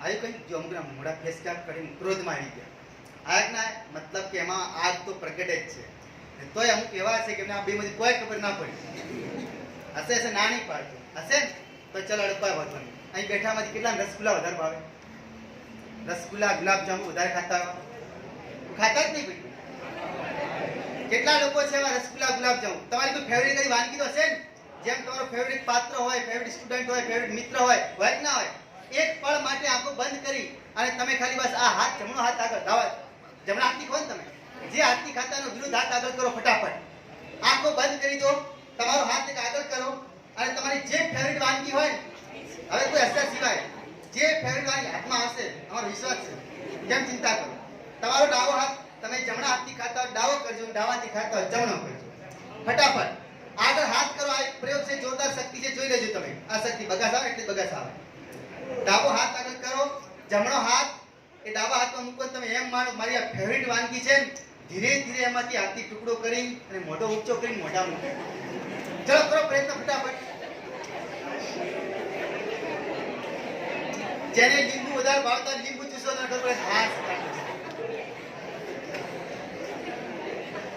વિદ્વાનોએ આમ નામ નથી કીધું આ બધા જીવન સાથે સંકળાયેલા પ્રયોગ છે કે આપણી ફેવરિટ વાનગી જ્યારે આપણે ભલે નથી ખાધી અત્યારે આપણી સમક્ષ નથી પણ આપણે ખાલી ભાવ કરો છો ને કે હાથમાં લઈને ખાઈએ ત્યારે જેને લીંબુનું શોખીન તેનું મોઢું ખાટું થઈ જશે જે રસગુલ્લા ગુલાબ જેવું ખાય તેનું મોઢું મીઠું થઈ જાય જોઈ લેજો જે પકોડી ખાતો વધારે તેને પકોડી હાસ કે હા સંતોષ વાળી પકોડી આવી તો ખરા આઈ ના આય બસ તો આજ તો મન છે કે આપણે ભલે કોઈ ઇન્ટરેસ્ટ નથી લીધું પણ આપણી ફેવરિટ વાનગીની જેવી યાદ આવી તમારા જીવનમાં ઘણું બધું થતું હશે. તમે અશ્લીલ ચિત્રો જુઓ ને તો તમારા મનની અંદર એવી સ્મૃતિ પેદા થાય. થાય કે થાય? તમે ભગવાનનો કોઈ ફોટો જો તમારા મનમાં પવિત્ર વિચાર પ્રગટ થાય. તમે તમારા મમ્મી પપ્પાનો ફોટો જો ત્યારે તમને માન કે સન્માનની ઉર્જા પેદા થાય. તમારા કોઈ ગુરુ, તમારા જીવનનો કોઈ મહાન વ્યક્તિ જેને તમે ઘણા સમયથી નહીં મળ્યા, એનો ફોન કે એનો તમારો ચિત્ર તમારી સમક્ષ આવે ને તો તમને એવી ઉર્જા પેદા થાય. અને પછી ફોન મૂક્યા પછી તમને એટલો આમ રહે કે હાસ કેટલા દિવસ પછી વાત થાય જ નહીં થતો. તો આ બધું શું છે? મન તો છે કે નહીં? પણ આપણે શું કરો છો? પળમાં ભૂલી જાઓ છો. એટલે ભગવાને કીધું છે કે આ મન જેવો વ્યક્તિ જેવા તરફ ડાયવર્ટ કરવા માંગે એ તરફ લઈ જાઉં છું. વાત રહી બુદ્ધિની. પહેલા મનને મૂક્યું છે પછી બુદ્ધિને મૂકી છે. ભગવાને કીધું કે ભલે તમે એમ કહેતા કે આપણું મનુષ્ય શરીરનું 5 તત્વોનું બનેલું છે, પણ કે આ 3 વસ્તુ મારા હાથની વાત છે. અને આ ચોથી હું કેને આપું છું? કે જેના અંદર 8 તત્વોનો સુમેળ છે એને હું ચોથી, આ 8મી 9મી વસ્તુ આપું છું, ચેતના. આ ધ્યાન કરજો. આ બધું મેં તમને એટલે કીધું, તમે પ્રયોગ કરી શકો છો. ઘણાએ દિલથી પ્રયોગ કર્યો કે આજ મને રસગુલ્લા ભાવતા હતા, મને સંતોષની પકોડી ભાવતી હતી, મેં આ પ્રયોગ કર્યો, મારા મોઢામાં આવી ગઈ. મને જેની હારી ચા ભાવતી હોય કે આ ચાનો આપણે પ્રયોગ કર્યો, ચાય આજ ઘણા દિવસે હારી ચા મળે તો જ નહીં. એટલે ભગવાને કીધું છે જેણે મન ને મનાવી લીધું છે એની પછી હું બુદ્ધિ ખોલું. આપણે બધા જ બેઠા, કોઈ વ્યક્તિ જન્મ્યો ત્યારે એને ખબર હતી કે હું આ ચામુંડા ભણવા જવાનો. જેવા કુળમાં જેવા પરિવારમાં જન્મ્યા, તમારા ઘરનું વાતાવરણ કેવું છે એવું તમારે નક્કી થતું હતું કે ચલો આપણા બાપ દાદા કાકા નહીં ભણ્યા, આપણા બધા કામ કરે એ જ કામ આપણે કરવાનું છે. સાચી વાત છે ખોટી વાત છે? નહીં તો એક વ્યક્તિનું નામ વાંચ્યું હતું, પુસ્તક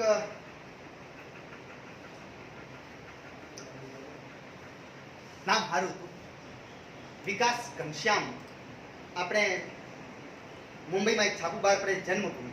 એ જન્મભૂમિમાં આપણે જે ઇન્ટરનેટ પર મેસેજો વાંચો છો ને, એ વ્યક્તિને એક જ શોખ છે કે ઇન્ટરનેટ પર જેટલી માહિતી આવે ગુજરાતી ટ્રાન્સફર કરી લખવું. દર શનિવારે જન્મભૂમિમાં ઇન્ટરનેટ કોર્નર કરીને એક કોલમ લખે છે પોતે. ઇન્ટરનેટ કોર્નર કરીને કોલમ લખે છે. એનો એક જ શોખ છે કે લોકોને પ્રેરણા મળે. વોટ્સઅપ પર કે ઇન્ટરનેટ પર જેટલી વસ્તુ આવે છે ને એનું ગુજરાતીમાં થઈને લોકો સુધી પહોંચે એવી ચોપડીઓ છાપે છે પોતે. વિકાસ ઘનશ્યામ કરી છે. ઇન્ટરનેટ કોર્નર ખાલી કોલમિસ્ટ છે, પોતે કોલમ લખે છે. એના પછી તેના પુસ્તકો પણ બનાવે છે.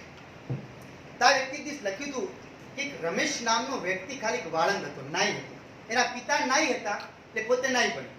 બરાબર? એના હજુ યુવાની ખૂટી રહી હતી અને એ વ્યક્તિના પિતાનું અવસાન થઈ જાય. જોજો વિચારો જેવું આ પ્રેરણાદાયક કહાની સત્ય ઘટના છે. એને લખ્યું છે કે આ મારા નજીકનું ઉદાહરણ છે. તો એને લખ્યું રમેશ નામનો વ્યક્તિ વાળંદના ઘેર જન્મ્યો છે, નાઈ છે. એના પિતાનું અવસાન થવાથી એના હાથમાં ધંધો આવ્યો. એને ધંધો પકડવો પડશે કોઈ બી કાળે. એટલે એને વિચાર કર્યો પહેલા, જ્યારે પિતાનું અવસાન થયું મને આવડતું નહીં તો મારે પિતાની દુકાન ઉપરને ભાડે આપી દઉં. એ પહેલા વિચાર કર્યો, એક વિચારના મનમાં આવ્યો ભાડે આપી દઉં તેનાથી મારું ગુજરાન ચાલશે. પણ પછી પોતાને યાદ આવ્યું કે મારા પિતા વાળંદ હતા, એમને જો કોઈ મેળી ના હોય તો હું કેમ વાળંદ કાપી શકું. એટલે એણે ચોથા દિવસે ધંધો પકડ્યો. પણ એને ઈચ્છા થઈ કે આ ધંધાથી મારું જીવન પૂરું પડશે નહીં. કારણ કે એને ખબર પડી કે આજે તો હું દુનિયા બહાર જઈને જોઉં તો કેટલી બધી સારી સારી ગાડીઓમાં લોકો બેઠા ફરે છે ને આપણે ખાલી જિંદગી બસ કેચી કાપવામાં જાશું, કેચી જ વગાડશું. એટલે એણે નક્કી કર્યું મનથી કે જે આ ધંધો કરું છું જો એમાં હું મારું મન પરોવીશ ને, મારી બુદ્ધિનો ટેલેન્ટનો પ્રયોગ કરીશ ને. આજે બી તમે જો ગામડાના વાળંદ જાઓ 30 રૂપિયા 40 રૂપિયા વાળ કાપે છે ને હારા વાળંદની ટેલેન્ટ જોજો તમે 700 800 1000 રૂપિયા. ખાસ કરીને જે સ્પા કરાવીને પૂછો કોઈ હોય તો ના પડે 700 800 રૂપિયા આપીને આવવું પડે ને. તો આ બધા શું એ તો એ વાળંદ જ છે ને. સાચી છે ખોટી વાત છે? તો એનો મતલબ કે ખાલી સપનું જોયું કે હું જે કામ કરું છું એમાં મારું મન પરોવીશ અને જો દિલથી કામ કરીશ તો ભગવાન પસંદ નહીં થાય. આ એને મન પરોવ્યું એટલે ભગવાને બુદ્ધિ આપી. આ વ્યક્તિ ના ઘેર ખાલી વાળંદનો ધંધો ને આજે એના ઘેર 256 ગાડીઓ એવી છે કે એમાં મર્સિડીઝ BMW નો પણ સમાવેશ છે. મર્સિડીઝ 256 એકલા રાખવાનું નહીં આપીએ કે માણસ એક જ છે. પણ એને ખાલી સપનું જોયું જે હું ધંધો કરું છું એમાં મારું મન પરોવીશ તો ભગવાન કેમ બુદ્ધિ નહીં ખોલે? બુદ્ધિ ખોલી. આજે 256 ગાડીનો માલિક છે, હજુ જીવે છે. ચિંતા ના કરતા. તમારે મળવું મહારાષ્ટ્રમાં જજો. 256 ગાડીનો માલિક છે. તો એ શું કરે ખબર? હજી શું કહે ખબર કે મારા જે સ્પેશિયલ ગ્રાહક હતા ને એમના વાળ તો આજે હું જ કાપું છું. 256 ગાડીનો માલિક. પણ તો શું કહે છે કે મેં એમાં મન પરોવી. એને આ ધંધાએ મને આ લક્ષ્મી આપી છે ને તમારે ધંધો ના છોડવો. પડી ખબર ના પડી? અમુકને એક પરીક્ષા પાસ કરે, ચોપડા વેચી નાખે, આવો પતી ગયું આપણું કામ થયું. થાય જ નહીં થતું. 10મું ધોરણ પત્યું, મમ્મી તો બોલાવી જ નાખે ફેરવી જતો હોય ચોપડા લઈ જાઓ. 12મું પત્યું. સાચે ખોટી વાત છે? જેના સાથે સંકળાયેલા છો એ આપણી લક્ષ્મી છે. એને ક્યારે બી વેચું ના નથી, ચોપડા વેચો કોઈ પરિસ્થિતિમાં આપણો હારા કામમાં જાય ને તેમાં નદીમાં પધરાઈ જાય છે, નદી આવે ત્યારે. કારણ કે આપણે લખેલું લખાણ કદી વેચાય ના, આપણે આ સરસ્વતી છે, હંમેશા યાદ રાખો. ભગવાને કીધું જે વસ્તુમાં તમે મન પરોશો ને, અહીં બેઠા બધા જ વિચાર કરો તમે પરીક્ષા પાસ કરવા આવ્યા કે ના આવ્યા, દરેક અહીંથી ઊંચું નહીં તો કોઈ રાતની ઉજાગરા કરે ખરા, સાહેબના હાથોડા તમે ખરા, ટેસ્ટમાં ઊંચા માર્ક્સ સાહેબ કરી અમે જો આપણું તો કોણ નીચે પાણી ઉતરી જાય. સાચે જો ઘડી વાત મારે નહીં તોય એનો મતલબ કે આપણે પરીક્ષા પાસ કરવા આવ્યા છો ને તો આપણું જે મેન ધંધો છે ને એમાં આપણું મન પરવું પડશે, તો ભગવાન આપોઆપ શું ખોલશે. આ ઘણા લોકો કેમ સાહેબ પહોંચો ઘણું યાદ નહીં રહેતું પણ તમે મન નથી લગાવતા. જો એક દિવસ ટ્રાય કરો, જે આજે બધું આ કેમ કીધું છે, આ સ્પેશિયલી 1.5-2 કલાકનું લેક્ચર એટલા માટે છે કે આજથી જીવનમાં પરિવર્તન લાવવાનું છે, કે મારે આ કરવાનું છે, આ પરીક્ષા પાસ કરી બતાવી છે. એક તો 55 દિવસ વાળો યાદ છે કે નહીં, તો ભગવાને કીધું છે બુદ્ધિ ખોલી છે. પણ હવે તમને કીધું બુદ્ધિ ખોલું, પણ તમે પછી એમ ના થાય જમીનથી ઉપર જતા, તમારામાં અહંકાર તો પેદા થશે જ. બે શબ્દોમાં ફેર છે, એક ગર્વ છે ને એક અભિમાન છે, યાદ છે કે નહીં, અને વળી શબ્દ આવે ઘમંડ. ભારત મારો દેશ છે, બધા ભારતીયો મારા ભાઈ બહેન છે. સાચી છે કોઈ ઘણા કહેતા છે કે એક છોડી કોઈ વધુ ચિંતા ન કરો, તમે ધારી શકો છો. તો આનો મતલબ એ થયો, મુરારી બાપુ એમ કહે છે કે આપણી જોડે જે વસ્તુ છે ને એનો ઘમંડ નહીં પણ ગર્વ તો હોવો જ જોઈએ. સાચે જો ઘણી વાત છે. અહીં તમે બધા બેઠા, તમારે કોઈક તો ટેલેન્ટ હશે ને, કોઈ એવો ખરો સાહેબ મારામાં ટેલેન્ટ નથી, એક કે ટેલેન્ટ વગરનો માણસ ખરો. ભગવાને દરેક વ્યક્તિને આ શરીર બનાવ્યું ત્યારે એક વ્યક્તિને એક વસ્તુ દઈ તો મોકલે જ છે. કોઈ ગપ્પા મારવામાં માહિર હોય, કોઈ કલર કરવામાં માહિર હોય, કોઈ બોલવામાં માહિર હોય, કોઈ ગાવામાં માહિર હોય, કોઈ ભણવામાં માહિર હોય, કોઈ લખવામાં માહિર હોય. દરેકને એક કળા ભગવાને આપી છે, પણ આપણે એટલા મૂર્ખ છો ઓળખી નહીં શકતા. સાચી વાત છે ખોટી વાત છે, આ બધું જ આપણી અંદર છે. ઓનલાઈન જ્યારે સર્ચ મારજો, નિશા મધુકર કરીને ગુજરાતની એક છોકરી છે, ખાલી એના લગ્ન થયા, સિમ્પલ ઘરમાં, આપણે રસોઈની શોખીન હતી, રસોઈ બનાવતા હારી આવતી, એનો દીકરો ખુશ થયો, માં તું રસોઈ જોરદાર બનાવે છે. આપણી પાડોશમાં પિન્ટુ રહે છે, એની મમ્મીને આવું આવડતું જ નહીં. જો વિચાર કરજો, તને કીધું કોઈ વાંધો નહીં મમ્મી હું શીખવાડીશ, અને એક દિવસ ઘેર શીખવાડીને હારી આઈટમ બની, પેલી માતા ખુશ થઈ કે ભાઈ તો બેન જોરદાર આવડે છે. આણે આ વિચાર કર્યો કે મને રસોઈ બનાવતા હારી આવડે, તો એના પરથી એને એક ધંધો શરૂ કર્યો. આજે એ બેનની એક દિવસની ઇન્કમ 3 લાખ રૂપિયા છે. ઓનલી પર યુટ્યુબ પર તમે કરી નિશા મધુકર કરીને લખો, ગુજરાતની છોકરી છે, આવી જાય તમને હારા મારા આઈટમને શીખવાડે છે, 3 લાખ રૂપિયા દિવસના કમાય છે. ગરીબ ઘરમાં જન્મેલી છોકરી, ટેલેન્ટ, ને આપણે હારી ચા બનાવતા નહીં. સાચી વાત ખોટી વાત છે, એ ખબર નહીં પડી કયા ટાઈમે ખાંડ નખાય, કયા ટાઈમે ચા પત્તી નખાય, ખાલી પીવાના જ શોખીન છો. રેડી? તો ભગવાને એવું શીખવાડ્યું છે કે અહંકાર ના આવવો જોઈએ. જ્યારે અહંકાર આવશે, યાદ છે ને અહંકાર મેં 3 ગયે, 3 વ્યક્તિનો અહંકારના કારણે પતન થયું હતું, યાદ છે? રાવણ, કૌરવ અને કંસ. જો એમાં અહંકાર ના આવ્યો તો ભગવાન એનું પતન ના કરે. ભગવાને કીધું તે મારામાં મન પરવ્યું, મેં તારી બુદ્ધિ ખોલી, પણ તું મારાથી આગળ જવાની કોશિશ કરી એટલે તારામાં અહંકાર આવ્યો ને એટલે તારું પતન થઈ ગયું. અને જેણે અહંકારને પચાવી લીધું છે તો ભગવાન કે છે એની ચેતનાને ઓળખો, એનામાં ચેતના પ્રગટ કરો. આજે ઘણા બધા એવા ભાઈઓ બહેનો બેઠા, તમારા ગ્રુપમાં એવા મિત્રો હશે કે અમુક બિલકુલ માદા જ રહેતા હશે, કોઈ ઠીક જ નહીં થતા હોય. અમુકને નિયમથી શિયાળો બેસે શરદી ચાલુ થાય, શિયાળો પૂરતા શરદી પૂરી થાય કે નથી? સાચે જો ઘોડિયા બધું મહેસૂસ કરો છો આપણે. અમુક એટલા મંદ બુદ્ધિના હશે કે તમે કોઈ બી વાત કરો તો એની મસ્કરી થતી હશે, હસી મજાક થતી હશે. સાચી છે ખોટી વાત છે? એનો મતલબ કે તમારા એક ગ્રુપમાં એવા માણસો છે કે બહાર શોધવા જવાની જરૂર નથી. તો બસ ભગવાને કીધું છે હું ચેતના કોની ખોલું?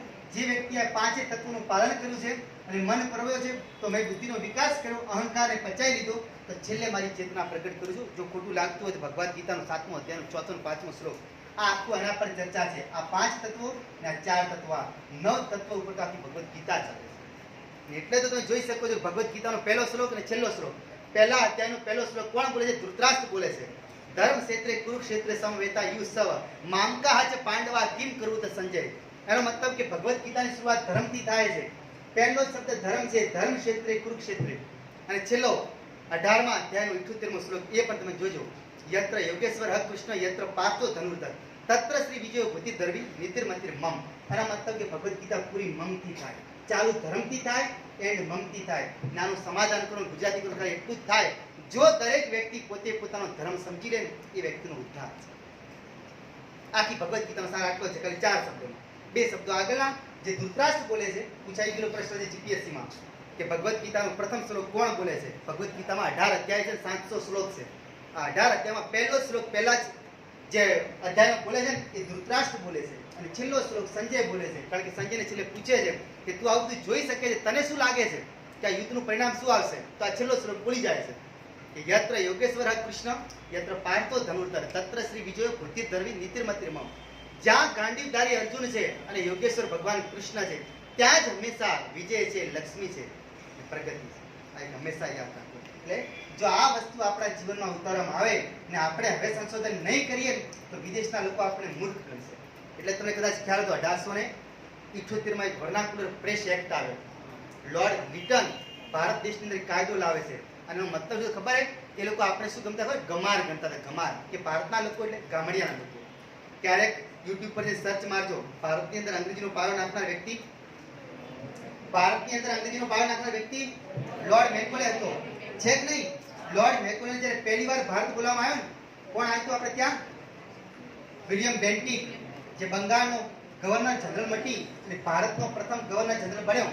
વિલિયમ બેન્ટિકને એમ થયું હતું ઈશ્વરચંદ્ર વિદ્યાસાગર અને રાજા રામ મોહન રાય એવું કીધું કે ભારતની અંદર અંધશ્રદ્ધા વધારે છે અને કુરિવાજો ખૂબ જ્યાં દૂર કરવા છે. ત્યારે વિલિયમ બેન્ટિકે એવું કીધું કે તમારા ત્યાં નિયમો એવા ખતરનાક છે કે સુધારવા માટે મારે કાયદા લાવવા પડે, કાયદા લાવવા માટે મારે અંગ્રેજી લાવવી પડે. તો અંગ્રેજીનો જો પાયો નાખવામાં આવે તો થાય. અને લોર્ડ મેકોલે ભારતમાં આવ્યો અને બોલાવવામાં આવ્યો ત્યારે વિલિયમ બેન્ટિકે બોલાવ્યો. 1827 માં આવ્યો, 10 વર્ષ અહીં રહ્યો, 37 સુધી. અને આઈપીસી નો કાયદો બનાવ્યો, ઇન્ડિયન પિનલ કોડ. જાણો છો? ભારતીય દંડ સંહિતા. આ કાયદો બનાવી ત્યાં ગયો ને તો બ્રિટનની સંસદની અંદર સંબોધન કર્યું હતું. અડધો કલાકની સ્પીચ આપી. સ્પીચમાં એટલું બોલ્યો હતો કે હું 10 વર્ષ સુધી ભારતની અંદર રહ્યો છું. કોણ બોલે છે? મેકોલે. 10 વર્ષની અંદર હું ભારતમાં રહ્યો છું. ભારતને ચારે ખૂણેથી ભ્રમણ કરીને મેં જોઈ લીધું છે. બ્રિટનના લોકોને, બ્રિટનના વડાપ્રધાને મહારાણીને કહી દીધું કે આપણી કોઈ તાકાત નથી. 100 વર્ષ તો વાત છોડો, 10 વર્ષ તો વાત છોડો, કે પાછળનું જીવન 1000 વર્ષ જો મતી જાવ ને તો ભારતની સંસ્કૃતિના લોકોનું સંસ્કૃતિ, ધર્મ અને વાણી પરિવર્તન કરવાની આપણી કોઈ તાકાત નથી. આ મેકોલે બોલે છે. ઓનલાઈન સર્ચમાં યુટ્યુબ પર છે કે લોર્ડ મેકોલે જે સ્પીચ આપી ત્યાં બ્રિટનની સંસદની અંદર જઈને 10 વર્ષ ભારતમાં રોકાયા પછી એટલું જ કીધું કે આપણી એક નહીં 1000 વર્ષ મતી જાવ તો ભારતની સંસ્કૃતિના લોકોને, ભારતની સંસ્કૃતિના ધર્મથી આપણે અલગ નહીં કરી શકો. પણ પછી બોલ્યો હતો, પણ મેં એટલું મહેસૂસ કર્યું છે કે જો ભારતના લોકોને પરાસ્ત કરવા છે તો આપણી શિક્ષણ નીતિ છે ત્યાં ઠોકો એટલે આપોઆપ ત્યાં પરાસ્ત. કારણ કે એ લોકોને એવું લાગવું જોઈએ કે બ્રિટનના લોકો, અંગ્રેજો એટલે આપણે મહાન. યાદ કરો, આપણે જે કેજીમાં છોકરા ભણે છે ને, કેજીમાં એ હારા ઘરના છોકરા ભણતા હોય, ગામડાઓ ભણાવતા જ નહીં. કારણ કે એમને ખબર છે પ્રાથમિક શાળા છે આપણી હારી, સરકારી સ્કૂલ ધી બેસ્ટ. છોકરાનો વિકાસ સરકારીમાં જ થાય. ખબર છે ને? હંમેશા યાદ રાખજો, કેજીમાં ભણાય પછી મોટા થાય એટલે મમ્મી પપ્પાના વૃદ્ધાશ્રમમાં જ હોય અને પેલો પ્રાથમિક શાળામાં ભણે અને માતા પિતાને જોડે જ હોય. કારણ કે એને ખબર હોય કે માતા પિતાની કદર શું છે. આ ધ્યાન કરજો. એટલે આપણે જ્યારે ભણો ને ત્યારે એકડીમાં આવું શીખવાડવામાં આવે, જી લખેલું હોય ને તો જીમાં ઘર લખેલું હોય, છોકરી લખેલી. સાચી વાત છે? જી પછી જેન્ટલમેને બને એટલે ઘણી પુસ્તકમાં જેન્ટલમેન વાપરે. એટલે હવે એને શું થાય? ભણતરથી ક્યાં ફરક પડે? મેકોલે પ્રયોગ કર્યો હતો. મેકોલે કીધું હતું કે જેન્ટલમેનનો મતલબ શું થાય? માણસ સૂટ બૂટમાં ઉભો હોય તો જેન્ટલમેન જેવો લાગે. લો તો ગામડામાં જે ધોતીમાં ઉભો માણસ માણસ ના કહેવાય? સાચે ખોટી વાત છે? બસ મેકોલે આ ભેદભાવ સમજાયો હતો કે જી એટલે ગર્લ થાય, છોકરી હારી થયેલી તૈયાર થઈને પંજાબી ડ્રેસ પહેરી મેકઅપ કરેલો છોકરી કહેવાય. તો આપણા ઘેર જે નાની બેન કે મોટી બેન છે ફરે ઘાઘરી ઓણામાં, તો બેન ન કહેવાય? આ ભેદ ક્યાંથી સ્ટાર્ટ થયો? ભણતરથી. હારા એલોપેથી લોયર થાય, વકીલ થાય. વકીલે જો કાળા કપડાં ઉભો હોય બસ એટલે દરેક કાળા કપડાં વકીલ જ દેખાતા હોય. આ વસ્તુ વિચારી જો. એટલે એનો મતલબ કે છોકરાને બાળપણથી જ એવું ભણાવવામાં આવે છે કે સારો વ્યક્તિ તૈયાર થયેલો જેન્ટલમેન લાગે. એની મમ્મી જે ઘરમાં રસોઈ બનાવે છે, એની માતા જેને બાઈ કહેતા હોય આપણે, એનામાં એને બે ગુણે નહીં દેખાય. મારી મમ્મી તો અભણ છે, તો મમ્મી કેવી હોય છે? તો નહીં પેલી તૈયાર થઈને ઉભી હોય, બતાવી દો કે જેન્ટલમેન જેવી દેખાતી હોય, સન્નાટ દેખાતી હોય. એટલે આ ભેદભાવ ક્યાંથી? ભણતરથી સ્ટાર્ટ થયો. એટલે આ મેકોલે સ્પીચ આપી હતી કે જો ભારતની અંદર આપણે રાજ કરવું છે ને તો ભારતની અંદર જઈ અને એનું શિક્ષણની નીતિને ખરાબ કરી નાખો. આપણી શિક્ષણ નીતિ ત્યાં ફેંકો એટલે આપોઆપ આપણાથી પરાસ્ત થઈ જાય અને એમને લાગશે કે અંગ્રેજો ભારતના લોકો કરતા વધારે આગળ છે. બસ આપણે ત્યાં તકલીફ જ આપણે ખાલી કલ્પના કરજો.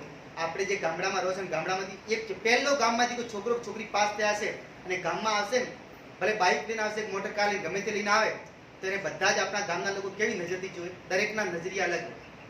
સારા ભણેલા ગયેલા વ્યક્તિ ભાઈ આ તો હોવું જ જોઈએ, ભણી છે તો હોશિયાર છે, કે હોશિયાર છે કે પુરુષ છે તો આ તો હોવું જ જોઈએ. ને અમુક અભણ વ્યક્તિઓ છે કેવી નિંદા ટીકા કરે, લો બાર ભણવાથી સુધરી રહે.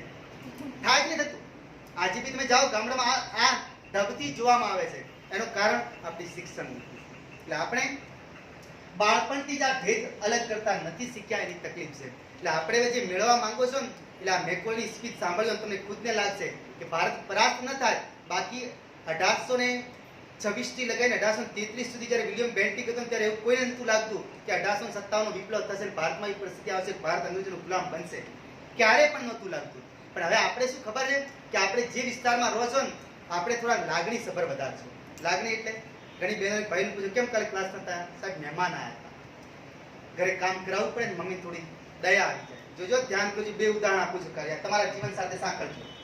સાચી ઘટના આવી કોણે લખ્યું? ઇન્ટરનેટ કોર્નરમાં લખ્યું છે વિકાસ ઘનશ્યામ, એને લખ્યું છે કે બે બહેનપણી હતી. હવે તમારે નક્કી કરવા અહીંથી બેઠા ભાઈઓમાંથી બહેનોમાંથી નક્કી કરજો. બે બહેનપણીઓ હતી, એકનું નામ હતું ઈના, બીજાનું નામ હતું મીના. બંને એક સરખી હોશિયાર, બંને એક સરખી પરફેક્ટ, વાતચીત વાણીમાં બીજી બધી. પણ આમાં છે ને લાગણી છે માતા પિતા પ્રત્યે, એટલે એવું નહીં કે આનામાં નહીં હોય.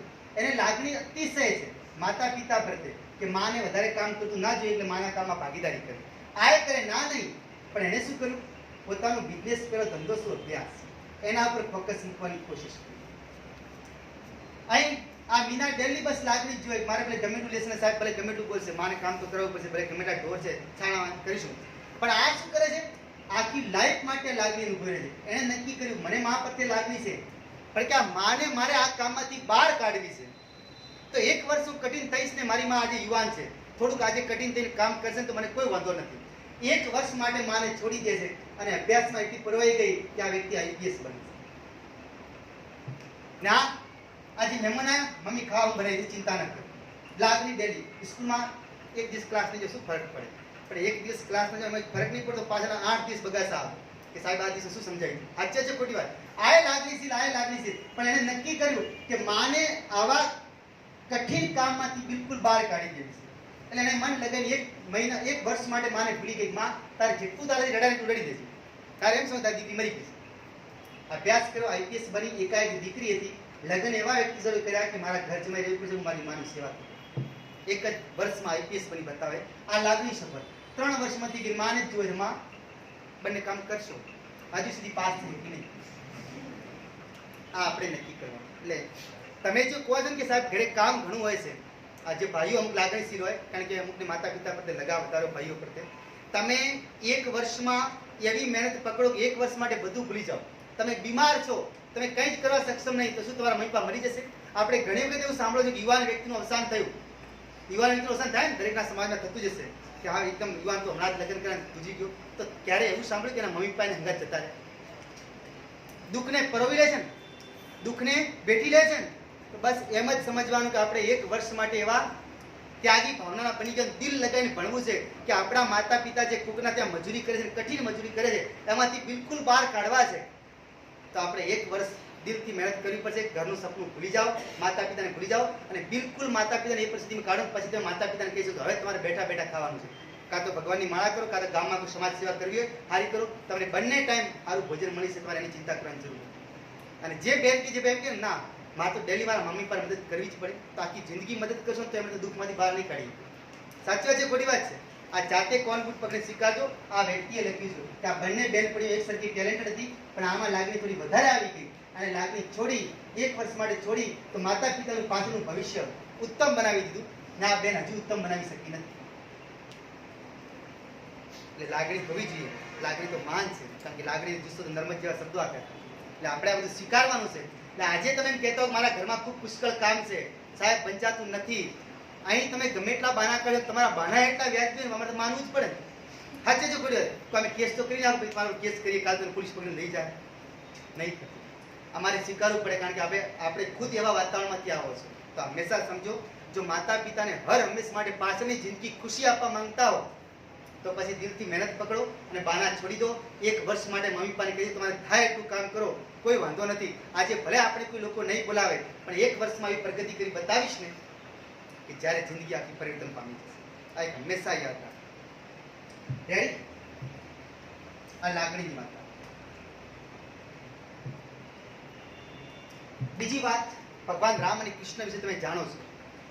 ઇતિહાસ એવું કહે છે કે ભગવાન રામ અયોધ્યામાં હતા,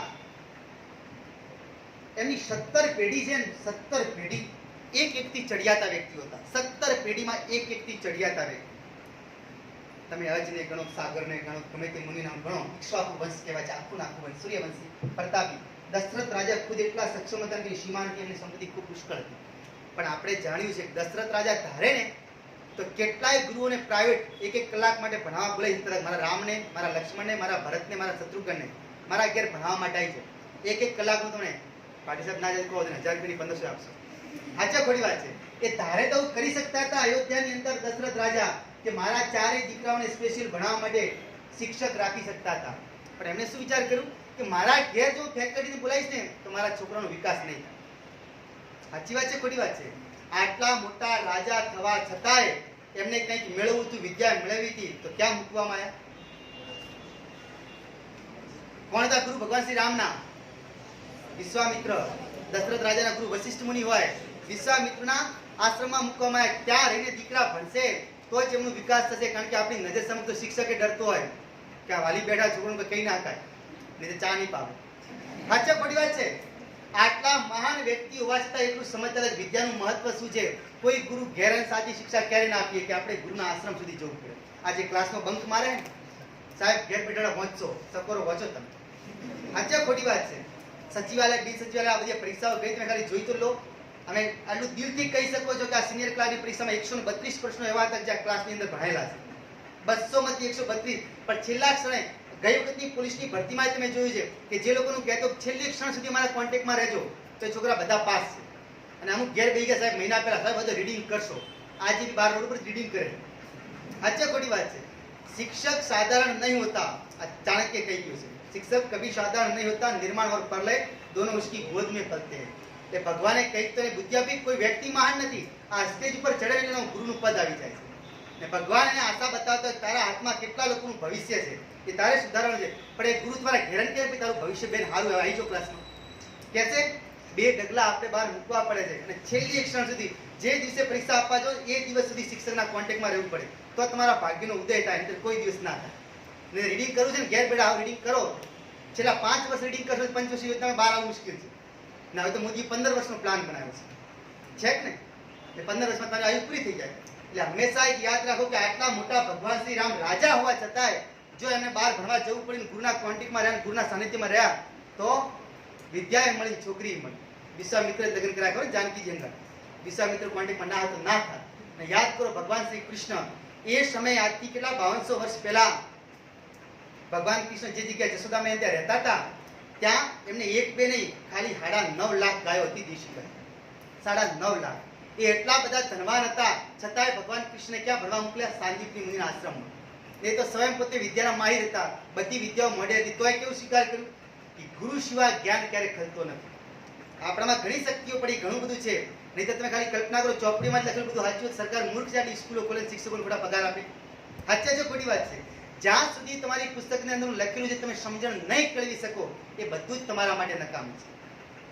એટલે કોઈને ખોટું ના લાગે સાહેબ ક્લાસમાં નહોતા આવતા એટલે સાહેબ અમારા પર પોઈન્ટ મારે. તમારા મોઢા પર ના કહેવાય, જાહેરમાં કહો. આ સ્વીકારી લો. તમે જો પાસ થવું છે, જિંદગી બનાવી છે એટલે તમે ટાઇટલ પેલું રાખ્યું હતું કે સ્પર્ધાત્મક પરીક્ષા નહીં, ખાલી જીવનમાં કઈ રીતે સફળ થવું. એ અહીંથી જ તમને શીખ મળશે. એ હંમેશા યાદ રાખીને ચાલજો. બરાબર? એટલે ભગવાન શ્રી રામ અને કૃષ્ણ આટલા મહાન હોવા છતાંય જો ગુરુના સાનિધ્યમાં રહી અને સાચી વિદ્યા કેળવી શકતા હોય તો આપણે તો કિસ ખેત કી મૂલી. આપણે એવું કોઈ ઓકાત નથી, કોઈ તાકાત નહીં ઘેર બેઠા પરીક્ષા પાસ કરી શકો. હજુ વહેલું છે. 3 મહિના 2022 ની માર્ચ મહિના સુધી પુષ્કળ ભરતીઓ આવવાની છે. કારણ કે 2022માં ચૂંટણી છે. સરકાર જાણે છે જો ભરતીઓ નહીં મૂકીએ તો અમને મત મળવાના નથી. અને હવે તો પેલા કોંગ્રેસનો ડર, તો કોંગ્રેસનો ડર તો આપનો ડર વધારે. ખબર છે ને? કારણ કે આપ પક્ષ દરેક જગ્યાએ કીધું કે અમારા તરફથી લાઇટ બિલ ફ્રી. જે રાજ્યમાં અમારી સરકાર બનશે ત્યાં છોકરાઓ વિદ્યાર્થીઓ કોઈ જોડે લાઇટ લેવાનું જ નહીં ઘરમાં. એટલે પ્રજા આકર્ષાય છે. એટલે હંમેશા યાદ રાખો સરકારને પડકાર તો મળવું જ જોઈએ. બરાબર? હવે વાત આવે છે મેન કે આપણી સફળતા માટે કયા ગુણ આપણામાં હોવા જોઈએ. ગુણ લખવું છે આપણામાં? ના હોય તો હવેથી કેળવવાની કોશિશ કરજો. કોઈ પણ વ્યક્તિનો જીવનનો ઉદ્ધાર કરવો છે પહેલામાં પહેલો જે ગુણ આવે છે એ પહેલો ગુણ છે જિજ્ઞાસા. જિજ્ઞાસા હશે તો તમે કંઈક મેળવી શકશો. એવું નહીં સાહેબ મારા કોન્ટેક્ટમાં છોકરીનું નામ જિજ્ઞાસા, એનાથી જીવન ધન્ય નથી બનતું. આપણી અંદરની પ્રેરણા યાદ કરો. આપણે નાના હતા ગામડામાં, તો હવે શું છોકરા થોડા મોટા વધારે થઈ ગયા. મોટા એટલે ઓવરલોડ થઈ ગયા. પહેલા મેળો જોવા છે ને, હવે તો મેળાનું ફંક્શન પૂરું થયું. કારણ કે મેળામાં જાવ તો પીધરા જ ફરતા બધા મોસ્ટલી. સાચે છે ને? ભગવાન ક્યાંય બેઠા હોય, ગરબામાં જાવ તો ભગવાનનો ફોટો ક્યાં હોય, ક્યાંય નાચતા હોય. અને એમાં પછી ગરબા ક્યાં વાગતા હોય, ભગવાને દારૂ પાવતા હોય. સાચે ખોટી વાત, સાચી કહાનીઓ સાચી ઘટનાઓ બધી જતી રહી. પહેલા ગરબા હતા, ગરબાનું કોઈ મહત્વ હતું. પહેલા કોઈ મેળા ભરાતા, મેળાનું મહત્વ રહેતું. એક નાનો છોકરોના પિતાની હંગાત જતો ને પિતાને જોડે જતો ને પિતાને પૂછતો, પિતા આ શું છે? કોઈ પક્ષી જુએ ને પક્ષી તો એને કહે, પપ્પા આ કયું જનાવર છે, કયું પક્ષી? ને હવે તો ભાડ્યું જેવા છે ને છોકરો કોઈ પૂછે ચૂપ રહે છે, માર ખાવી છે. કારણ કે પોતે વોટ્સઅપમાં ભરતા હોય છે, મોબાઈલ હાથમાં હોય, છોકરા ના પડે બોલતો નહીં. ત્યાં તકલીફ નાના છોકરા જે બી એની માને કે એના પિતાને પૂછે ને તેને જિજ્ઞાસા ખોલવી જોઈએ. જો તમારામાં ગુણ આવશે ને પણ તમે પહેલેથી જ ધિક્કારો છો, પહેલેથી જ એની વૃત્તિ બહાર નહીં આવવા દેતા તો એની જિજ્ઞાસા ક્યારે નહીં ખોલવાની. અને આ જ ગુણ સિદ્ધિનો ઇતિહાસ જોઈ લો.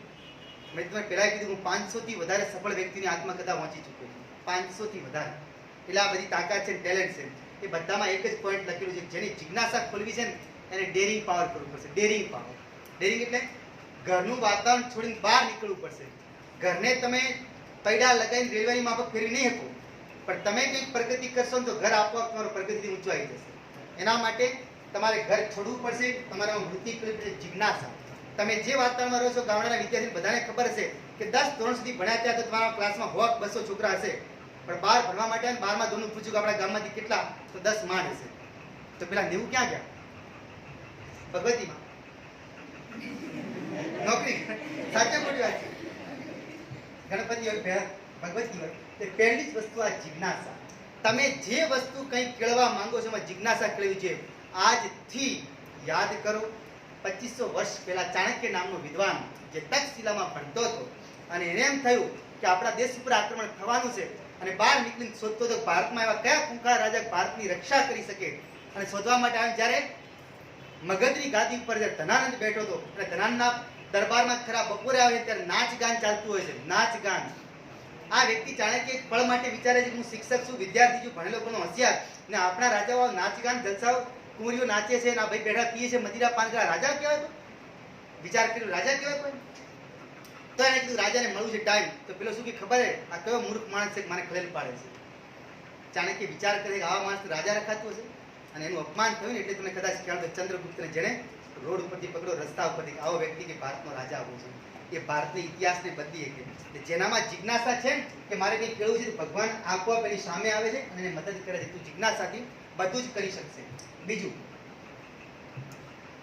જે કોમ્પિટિટિવ ફિલ્ડ તમે પકડો છો, 10મું હોય 12મું હોય, પણ તમે જે બી ધોરણ કરતા હોય, જે બી પરીક્ષા પાસ કરવા માંગતા હો, સફળતાની ચાવી છે. સફળતામાં 3 પ મુખ્ય ભૂમિકા ભજવે છે. સફળતામાં સૌથી પહેલું આવે છે પ્રયત્ન, બીજું આવે છે પ્રાર્થના અને ત્રીજું આવે છે પ્રતીક્ષા. પહેલા જ બોલે તો કે 1 મિનિટમાં 1 દિવસમાં કોઈ વ્યક્તિનું જીવન બદલાતું નથી. બિલ ગેટ્સ જ્યારે પહેલી વખત કરોડપતિમાં નંબર 1 આવ્યો ત્યારે જીવનના 11 સૂત્રોની એક પુસ્તક લખી હતી કે મારી જીવનમાં મેં કઈ 11 વસ્તુનું પાલન કર્યું આજ દિન સુધી. એટલે આજે દુનિયાનો નંબર 1 કરોડપતિ અબજોપતિ થઈ ચૂક્યો છે. એ 11 નિયમોમાં એને એક વસ્તુ આ કહી, એક વસ્તુ આ બતાવી. એનો મતલબ એ થયો કે જો સફળતા મેળવવા માટે મને પહેલા જ કઈ નિષ્ફળતા મળી અને હું હારી ગયો, ઘેર આવી ગયો. એપીજે કલામ યાદ કરો, જ્યારે એનડીએની પરીક્ષા પાસ કરી, પોતાની બેન પરિણીત હોય છે, પોતાની બેનના ઘરના અઢોળે મૂકીને ભાડું લઈ દહેરાદૂન જાય છે. દહેરાદૂન ગયા પછી ઇન્ટરવ્યુમાં નિષ્ફળ જાહેર કરવામાં આવે છે ત્યારે એને થયું કે મને નોકરી નહીં મળી. હું બેનને કેટલા વિશ્વાસથી કહીને આવ્યો હતો કે બેન હું નોકરી લઈને આવીશ ને તારા ઘરના પાસે છોડાઈશ અને તને સુખીથી ઘેર મૂકીશ. અને જ્યારે એને ખબર પડી કે નિષ્ફળ જાહેર થયો ત્યારે ગંગામાં પડીને આત્મહત્યા કરવાની કોશિશ કરી હતી. હરદ્વારમાં શિવાનંદ જાતે માનવડા પોલીસ અધિક્ષક થઈ ગયા. ત્યાં શિવાનંદ કરી અને આશ્રમ ચાલતું અને આશ્રમના મુનિ શિવાનંદ હતા અને એને જોયું દિવસ આ તમારા સમય ગંગાના કિનારા ઉપર આ એક લટાર મારે છે, વ્યક્તિનો વિચાર કંઈ અલગ છે. એના પાછળથી હાથ મૂક્યો તો એપીજે કલામ ઉપર. કલામને કીધું કે ભાઈ કોણ છે ને કેમ અહીં આવ્યો છે. એટલે સાચી વાત બતાવી કે આવી એ ઘટના મારા જીવનમાં બની છે અને નિષ્ફળ થઈ ગયો છું. એટલે હવે આત્મહત્યા કરવી પડશે કારણ કે બેનને મુખ બતાવવા લાયક રહ્યો નથી. એ વ્યક્તિ જો આત્મહત્યા કરી હોત તો આપણને મિસાઇલ મેન ઓફ ઇન્ડિયા ના મળે. શિવાનંદે એનો હાથ પીઠ થાપડી કીધું બેટા કોઈ વધો નહીં, મારે ત્યાં ચાલ, આજે ભોજન કરાવું, તને સવારે ભાડું આપીશ, આ પૈસા તારા બેનને આપી દે, ચિંતા ના કરતો. અને એ વ્યક્તિ બીજા દિવસે ખુશીથી ઘેર આવે છે અને પ્રેરણા મળી એટલે જિજ્ઞાસા કેળવી અને આ રાહ જોઈ પ્રતીક્ષાની. જો ગુજરી ગયો હોત તો જીવનમાં કંઈ જ ના કરી શકત. અને ભારતને અમેરિકા, રશિયા, ચીનને ચૂપ કરી નાખે ભારતની પહેલી મિસાઇલ બનાવી ગયા. નહીતર યુરેનિયમ સૌથી વધારે કેનેડા ઓસ્ટ્રેલિયામાં જ વધારે થતો હતો અને આપણે એના ગુલામ રહેવું પડતું હતું. પછી આ વ્યક્તિએ જે શોધ કરી મિસાઇલની અને મિસાઇલના કારણે રાહ જોઈ તો આજે આપણે મિસાઇલ મેન ઓફ ઇન્ડિયા તરીકે ઓળખો છો. એટલે આપણે એ શીખવે છે કે જો તમે પ્રયત્ન કરો છો ને ક્યાંક નિષ્ફળતા મળે ને એટલું હંમેશા યાદ રાખવું, એક પરીક્ષામાં નિષ્ફળ સાબિત થાવ તો ત્યારે આપણે મનથી ખુશ થવું, જાતે કરીને નિષ્ફળ પહેલે કે ખુશ થવું. આ તો કદાચ સંજોગોના કારણે તમે હારી જાવ, નિષ્ફળ જાહેર થાવ તો હંમેશા એક યાદ રાખવું કે આપણને ભગવાને આના કરતા ઊંચા પદ માટે પ્રતીક્ષા કરવાની રાહ જોઈ. જો તમે નાની સરખી નોકરી માટે પરીક્ષા આપો, નિષ્ફળ સાબિત થાવ તો આત્મહત્યા કરવાની કોઈ જરૂર નથી. ખાલી થોડી પ્રતીક્ષા કરવી અને પ્રતીક્ષા કરી જો તમે બહાર નીકળશો તો તમે એના કરતા ઊંચા પદ પર આવશો. આ સફળતાની મોટા મોટી કુંજી બિલ ગેટ્સે 11 સૂત્રોની પુસ્તક બનાવી, એમાં 3 પાનાઓનો ઉલ્લેખ કર્યો હતો કે જો તમારો પ્રયત્ન સાચો છે, પ્રાર્થના સાચી છે અને પ્રતીક્ષા કરવા, પ્રતીક્ષાનો બીજો મતલબ ધૈર્યતા, આ શબ્દ આપણે વાપરો. જો તમારામાં ધૈર્ય છે તો તમે આજ નહીં તો કાલે પણ સફળ થવાના છો. આ વસ્તુ હંમેશા યાદ રાખો. ત્રીજો પોઈન્ટ, ટેલેન્ટ કોઈ દિવસ માર્કેટમાં વેચાતી મળતી નથી. મળે નહીતર મારી સમાજના જેટલા બી કોલ્ડ સ્ટોર ચાલુ બધા ટેલેન્ટથી ભરલા છો અને વેચાતા હો. આ ટેલેન્ટ નો મતલબ બુદ્ધિ, જ્ઞાન, જે આપણી તર્ક બુદ્ધિ છે, તર્ક બુદ્ધિ. આ તમારા જીવનમાં લાગુ પડે એવો છે. અમેરિકાનો એક મહાન વિદ્વાન થઈ ગયો, જેનું નામ હતું રિચર્ડ વાઇસર. એ વ્યક્તિએ નક્કી કર્યું મારા દેશમાં પેસિવ માણસો કેટલા ને એક્ટિવ માણસો કેટલા.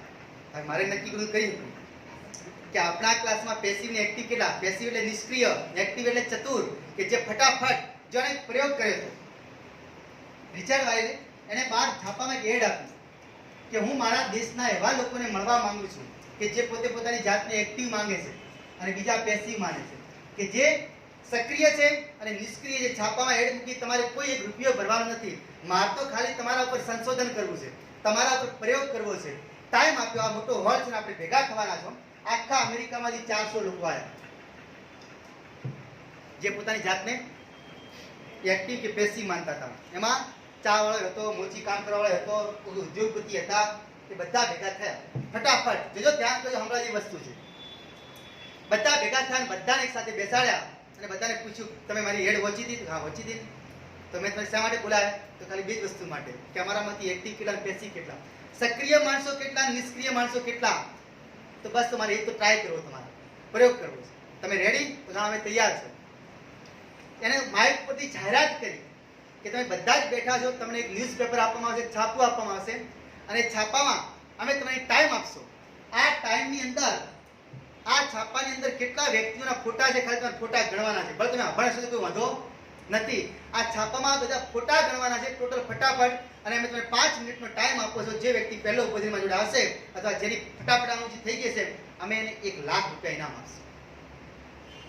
ફટાફટ સ્પીડથી મંડી પડ્યા. દરેક છાપા, હું તો છેલ્લેથી હું વચ્ચેથી ઉપાડ્યું, ગણવાનું ચાલુ, 1 2 3 4 5 6 7. કોઈએ એવો પ્રયત્ન ના કર્યો કે આ ભાઈ બોલાયા, તેમાં કંઈક લખેલું હશે એટલે બોલાયા છે. કોક તો હશે ને. ચાલ, છેલ્લા પાના ઉપર એક નાની સરખું ચોરસ પર લખેલું હતું કે આ ન્યૂઝપેપરની અંદર 33 ફોટોગ્રાફ છે, 43 ફોટોગ્રાફ છે. જે વિદ્વાન હતા, જે એક્ટિવ હતા, એમણે તો 1 સેકન્ડમાં ઊંચી કરી નાખી 43. ને અમુક તો ટાઈમ પૂરતા ગણતા હતા. હજુ 22 થયા, 23 થયા, 24 થયા. એનો મતલબ એને રેશિયો પાડ્યો કે જે વ્યક્તિ પોતાની ટેલેન્ટથી, તર્ક બુદ્ધિથી કામ કરે છે, 1001% સફળ થાય છે. જે બીજાના કહે ચાલે છે ને, મારી બાજુવાળી એમ કહેતી હતી, અમુક તો અહીંયા ગોલે પોતે પસંદ ના કરતા હોય, બાજુવાળો કેમ ગોલ પસંદ કરતા કે અમારી બેન પણ એક ભાઈપુણામાં જાય તો આપણે જાઓ ભાઈ, પેલા એક નિયમ હતો કે જ્યાં બધા હાડી પહેરતી તો બધા પંજાબી ડ્રેસ પહેરવાનું ચાલુ કર્યું પહેરવાનું. તો બીજા બધા વિચાર કે આપણે જ્યાં બધા જેવું ડ્રેસ પહેરીએ, જ્યાં બધાની તો ભાઈ હાઈટ ને બોડી પર કરે એટલું બધું મળતું આવતું ને આપણે હા સમજી ગયા. તર્ક બુદ્ધિ આને કહેવાય ટેલેન્ટ. એટલે જે કોઈ ટેલેન્ટ વાપરી કહી દીધું ભાઈ એમાં કંઈક તો ચાલ હશે, નહીતર આટલું ન્યૂઝપેપર ના આપે ના આટલા સમયમાં ગણાય જ ના. છેલ્લું જ પાનું ખોલીને ડાયરેક્ટ લખેલું હતું ભાઈ 43 ફોટોગ્રાફ છે. આમાં 43 ફોટોગ્રાફ છે. એના આધારે ટેલેન્ટ કેળવી તો એને નક્કી કર્યું કે અમેરિકાની અંદર ખાલી 5% લોકો જ એક્ટિવ છે, તો બીજા બધા પેસિવ. હવે આપણે ટેલેન્ટ વાપર્યું હોય તો છેલ્લે એક પ્રશ્ન પૂછી, જેટલું ભણાવ્યું જેટલું બોલ્યું જેમાંથી એક નામ પૂછીશ તે મને આપો ખબર પડી જાય કે મારે એક્ટિવ કેટલા પેસિવ કેટલા. બરાબર ને? અહીંથી આપણી ટકાવારી નક્કી થાય. કે 2%, 3%, 4%. આ ધ્યાન કેન્દ્રિત કરો. જો ફટાફટ જાઓ લખવાનું ચાલુ કરો. ત્રીજું આવ્યું તર્ક બુદ્ધિ. આ કોણે આપેલા છે? આ નિયમ આપણે નહીં આપ્યા. જે લોકો વિચારો વિદ્વાનો જે મહાન થઈ ગયા એમને આપ્યા છે કે કઈ વ્યવસ્થા આપણી અંદર હોય તો આપણે સફળ થઈ શકો. પહેલું હતું હવે તો ભૂલી ગયા જિજ્ઞાસા. તો તમે જીવે ભાઈ ધૈર્ય, તર્ક બુદ્ધિ. અને ચોથું આવ્યું આત્મવિશ્વાસ. કોન્ફિડન્સ હોવું જોઈએ આપણી જાત ઉપર, આપણે આત્મવિશ્વાસ.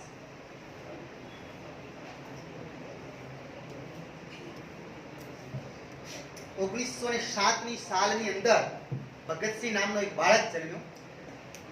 પાકિસ્તાનનું જે પંજાબ છે આ વ્યક્તિ અત્યારે ચર્ચામાં આવ્યો છે. ચર્ચામાં પણ કારણ કે ત્યાંથી પાકિસ્તાનમાંથી એવા ડેટા લીક થયા છે કે ભગતસિંહ પર જે કેસ ચલાવવામાં આવ્યો હતો બધી જ ફાઇલો પાકિસ્તાનના પંજાબની અંદર એની કોર્ટની અંદર સાચવેલી પડી છે.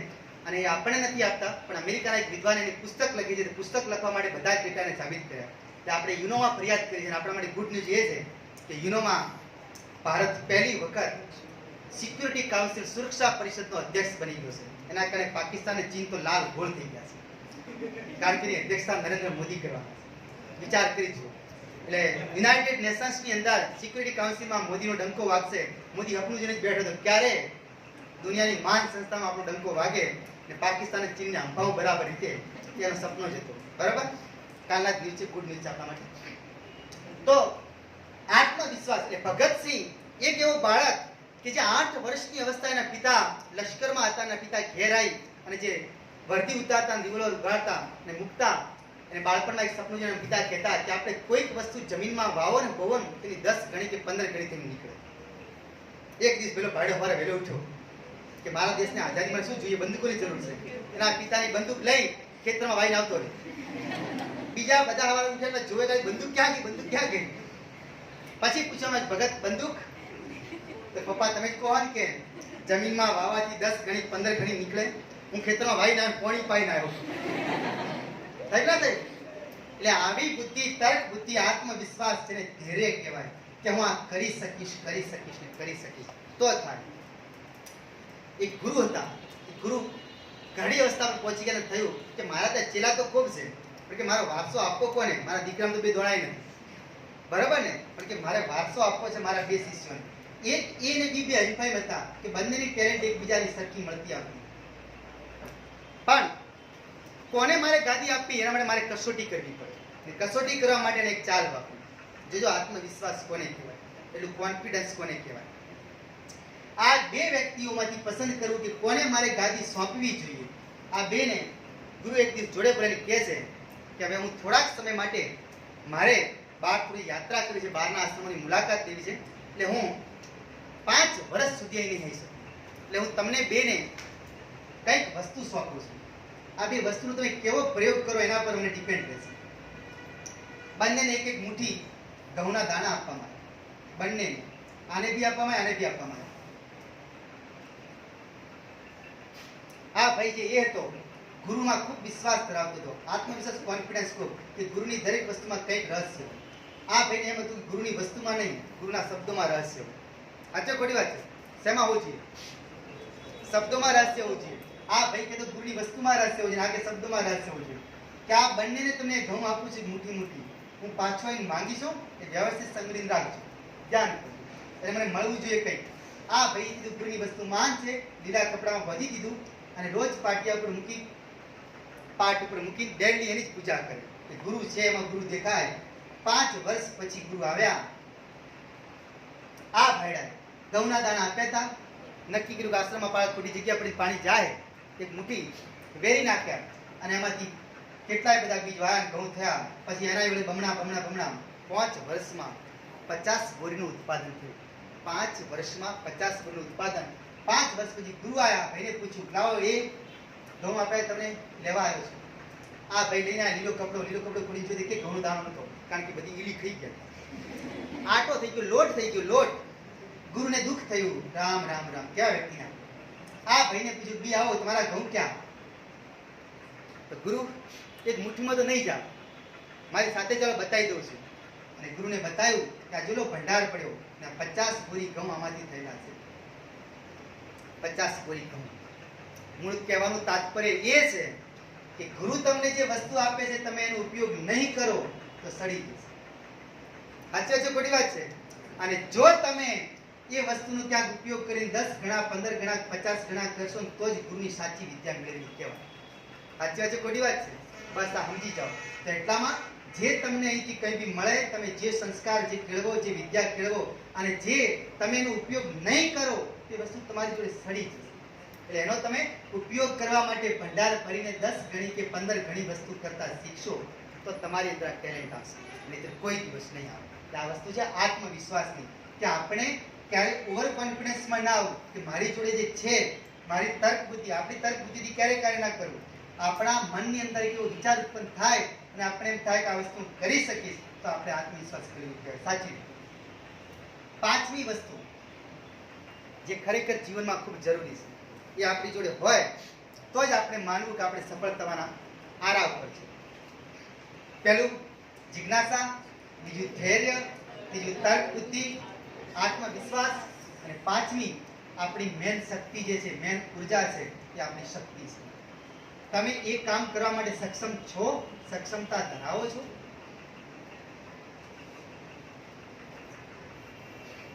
આ વસ્તુ આપણી જોડે હોય તો આપણે માનવું કે આપણે ખરેખર સક્ષમ છો.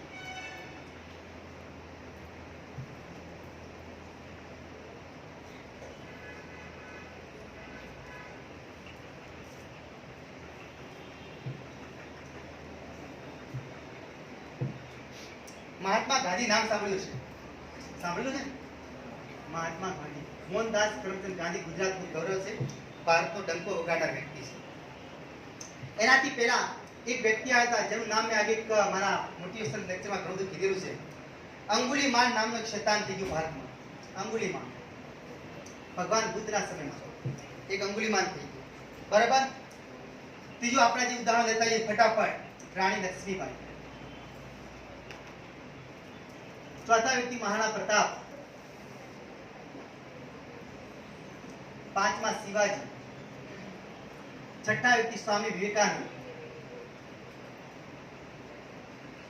સાતમા વ્યક્તિ હતા નરેન્દ્ર મોદી.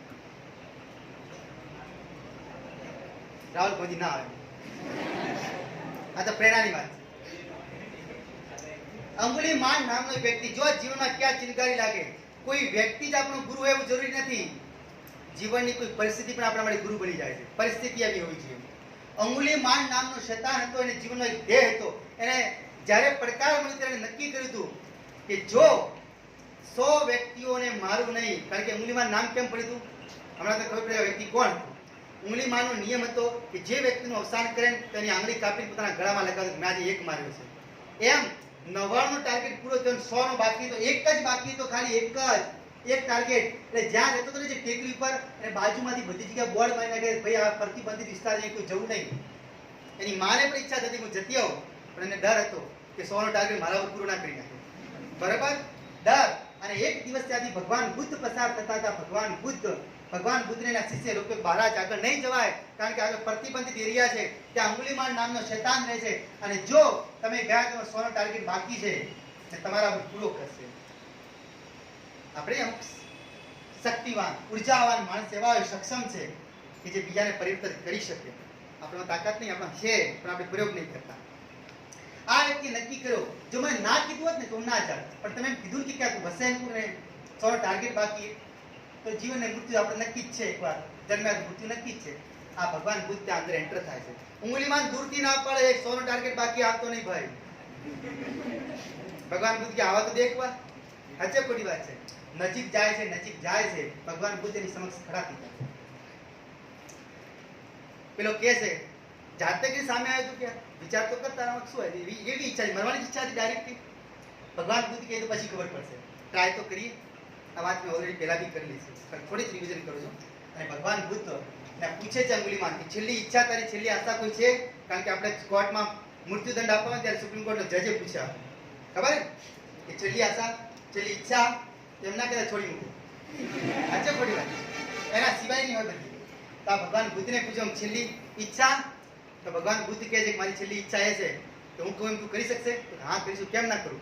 તો કે એનું કોઈ પ્રૂફ? તો ખાલી બોલો તો ખરા. તો તું જે ઝાડ નીચે ઉભું છે ઝાડની એક ડાળી કાપી બતાવો. તને હાથમાં જે માસી ફેંકી ઝાડની ડાળી કપાઈ ગઈ, નીચી પડી ફટ નહીં. પછી એને પૂછ્યું હજી કોઈ ઈચ્છા તો વળી કરશે પૂરી? હા કરીશ ને, કેમ નહીં? તો કે ડાળી કાપી પાછી જોડી દીધી. ફેવિકોલ કે ફેવિક્વિક કોઈ નતું ત્યારે. યાદ કરો કે ડાળી જોડી દે તો અંગુલી માન કે જે મૂર્ખ છે કાપે પછી જોડાય ખરા? તો ભગવાન બુદ્ધ કે જે મૂર્ખ હું કે તું, તે જેને કાપ્યા એમાં એક તું જીવિત કરી શકે છે? કરી શકે છે કે જીવિત? તો કે બિલકુલ નહીં. તો હવે માળા ઉતારી ભગવાન બુદ્ધ ના કરાવ નીચે મૂકી દેશે. અને એ વ્યક્તિ આપણો વાલ્મીકી થયો. વાલ્મીકી જેને રામચરિત રામાયણ લખી છે. જો આ વ્યક્તિ જીવનમાં પરિવર્તન ના આવ્યો હોત તો આપણે રામાયણ ના મળત. રાણી લક્ષ્મીબાઈ લોર્ડ ડેલહાઉસીએ જાહેર કર્યું કે જીવનમાં જે હું અહીં આવ્યો છું અને જેણે 3 વર્ષથી ટેક્સ નહીં ભર્યો, જેનો રાજા અવસાન થાય છે, એનો કોઈ પુત્ર નથી, તો એ ભાગને હું ખાલી કરાઈશ. અને આ ઝાંસી ખાલી કરવાનો પડકાર ફેંક્યો. એક શબ્દ, એક પરિસ્થિતિએ રાણી લક્ષ્મીબાઈની દેવી બનાવી નાખી અને અંગ્રેજો સામે જજુમે છે. બાકી બધાના પુત્ર હશે, પણ જ્યાં રાણી લક્ષ્મીબાઈનો પુત્રો છે ને ત્યાં ખાલી કલ્પના કરી છે, ત્યાં ઉપર લખ્યું છે યુરો છે, કઈ ભારતનો એક મહાન યોદ્ધા સૂતો છે. વિચાર તો ભલે સ્ત્રી છતાં એને લખ્યું છે ભારતનો મહાન યોદ્ધા છે કે જેણે મને પડકાર આપ્યો.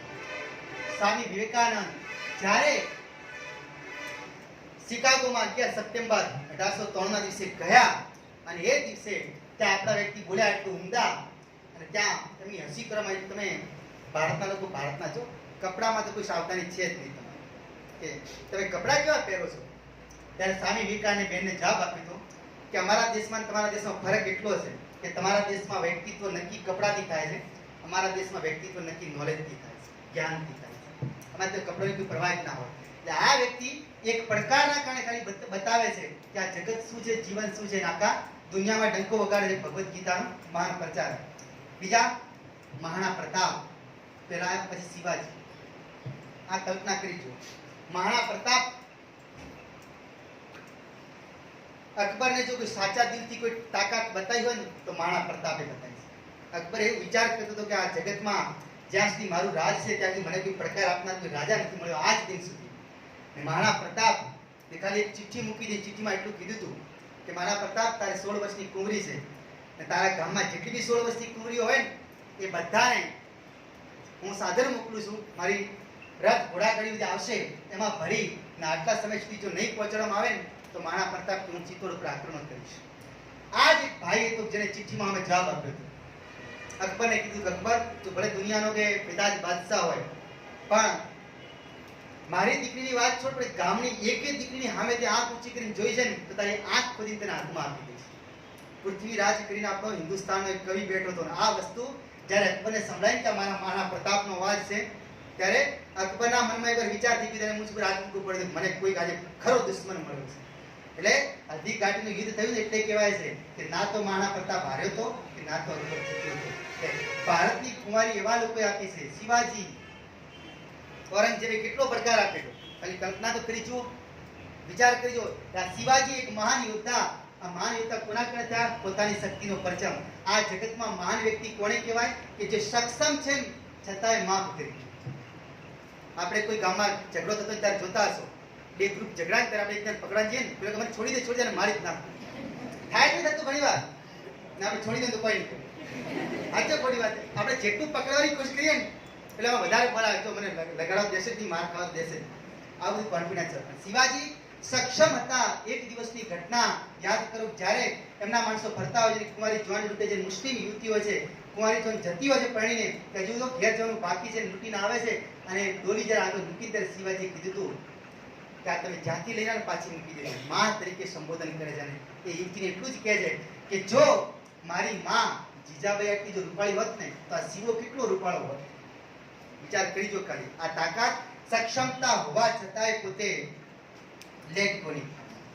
એક વ્યક્તિ મહાત્મા ગાંધી, મોહનદાસ કરમચંદ ગાંધી, જે નીકળ્યા હતા ઓનલી ફોર કેસ લડવા માટે કહેતા. બ્રિટનમાં ભણ્યા, ઇંગ્લેન્ડમાં કાયદો ભણ્યા અને દક્ષિણ આફ્રિકાની અંદર એક કેસ લડવા ગયા. ત્યાં પોતાને અપમાન થયું અને એક અંગ્રેજ અધિકારીએ કીધું કે આ કાળા ધોરણના ભેદભાવના કારણે તમે આ ગાડીમાં ન બેસી શકો અને એના કારણે જે આંદોલન લડ્યા ને આજે ભારતમાં, દુનિયામાં તમે ખાલી કલ્પના કરો કે એમના જન્મ દિવસને આંતરરાષ્ટ્રીય અહિંસા દિવસ તરીકે ઉજવવામાં આવે છે. ભગવાન કૃષ્ણનો જન્મ દિવસ ખાલી 43 દેશ જ ઉજવે છે, 43.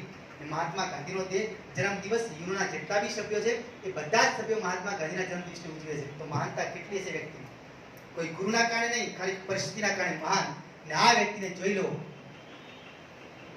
ખાલી એક સામાન્ય ચા વેચવા વડનગર ગુજરાતનું ગૌરવ, પિતાને મદદ કરવા માટે નીકળેલો વ્યક્તિ અને પોતાની પરિસ્થિતિ જોઈ અને નક્કી કર્યું મનોમન કે દુનિયામાં એકવાર ડંકો પાડવો છે.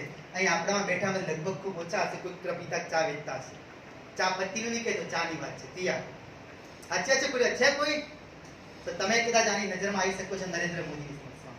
જે વ્યક્તિ સિમ્પલ ગરીબ ઘરમાં જન્મેલો અને જ્યારે મુખ્યમંત્રી હતો ત્યારે અમેરિકાના રાષ્ટ્રપતિએ એમને વિઝા માટે કાર્ડ મૂક્યું. નરેન્દ્ર મોદી મારે અમેરિકા આવવું છે. અમેરિકાના રાષ્ટ્રપતિએ ના પાડી દીધું, કારણ કે વડાપ્રધાન મનમોહનસિંહ હતા, સોનિયા ગાંધીની સરકાર હતી. એમણે એવું ઉલ્લેખ કરાયો હતો કે નરેન્દ્ર મોદી તો આતંકવાદી છે. અને અમેરિકા સુધી આ ખબર પહોંચી હતી અને ખબર પડી કે આતંકવાદીને અમે વિઝા નથી આપતા. અને એ જ અમેરિકા જ્યારે વ્યક્તિ ભારતનો પ્રધાનમંત્રી બને અને 3 વખત લાલ જાજમ પાતીને સામે લેવા આવે, ખાલી કલ્પના કરજો આ કોની તાકાત! જે ચેલેન્જ મળે છે, પડકાર મળે છે, આ પડકારનો સામનો કરવો ને એને તો સક્ષમતા કહેવાય. અહીં આપણે બધા જ બેઠા છો ને તો તમે જોતા હશો કે આપણા માતા પિતાના ડર કરતા આપણા પાડોશનો ડર વધારે હોય છે. કારણ કે એ ધ્યાન ખૂબ રાખતા હોય છે કે આ છોકરો છોકરી બેગ લઈને નીકળે, ખરેખર ભણવા જ જાય. એટલે પરિણામની રાહ જોતા એમને ખબર હોય પરિણામ આવી ગયું કે આપણી છોકરી છોકરો ફેલ થયા, નિષ્ફળ થયા, છતાંય પૂછવા આવશે કે બેટા પરીક્ષાનું પરિણામ આપણે ક્યાં આવ્યા? સાચા પડે ને ત્યારે આપણે એવું લાગે કે જો ખરેખર હાથમાં રિવોલ્વર હોય ને આ દરેકે મહેસૂસ કર્યો છે, કર્યો ના કર્યો? બરોબર. હવે વાત ક્યાં છે? સક્ષમતા કોને કહેવાય? આપણે ને આપણો પાડોશી બંને પરીક્ષા આપતા હો ને આપણે ફેલ થઈ જાય પેલો પાસ થઈ જાય ને પતિ એનું દુઃખ વધારે હોય. બંને ફેલ થાવ તો કોઈ દુઃખ નહીં. સાચા છે ખોટી વાત છે? એટલે ઓનલી ફોર સક્ષમતા કેળવો. તો આ સક્ષમતા કેળવી અને ઓનલી ફોર પાડોશીને બતાવવા માટે કે આપણે કંઈક કરવાનું છે ને આપણા માતા પિતાને જે મેણા મારે છે એ મેણા દૂર કરવાના છે. એટલે આ 5 ગુણ આપણી અંદર આવે તો સમજવું કે તમે પરીક્ષાને લાયક છો, પરીક્ષા આપવા માટે સક્ષમ છો. પણ પહેલી મેન વસ્તુ પર આ કેળવજો. પરીક્ષા પહેલા જ ટ્રાય કોઈ પરીક્ષા પાસ થઈ જવાય તો તમારે એમ સમજવું કે આપણું ભાગ્ય ને આપણા કર્મ બંનેનું મિશ્રણ થયું છે. ભાગ્ય અને કર્મ બંનેનું મિશ્રણ થાય તો પહેલા ટ્રાય સફળતા મળી જાય, પણ ભાગ્ય થોડાક સમય પછી ઉદય થાય તો આપણી ઘેરે ખોલતા વાર લાગે છે. આ એક હંમેશા યાદ રાખજો.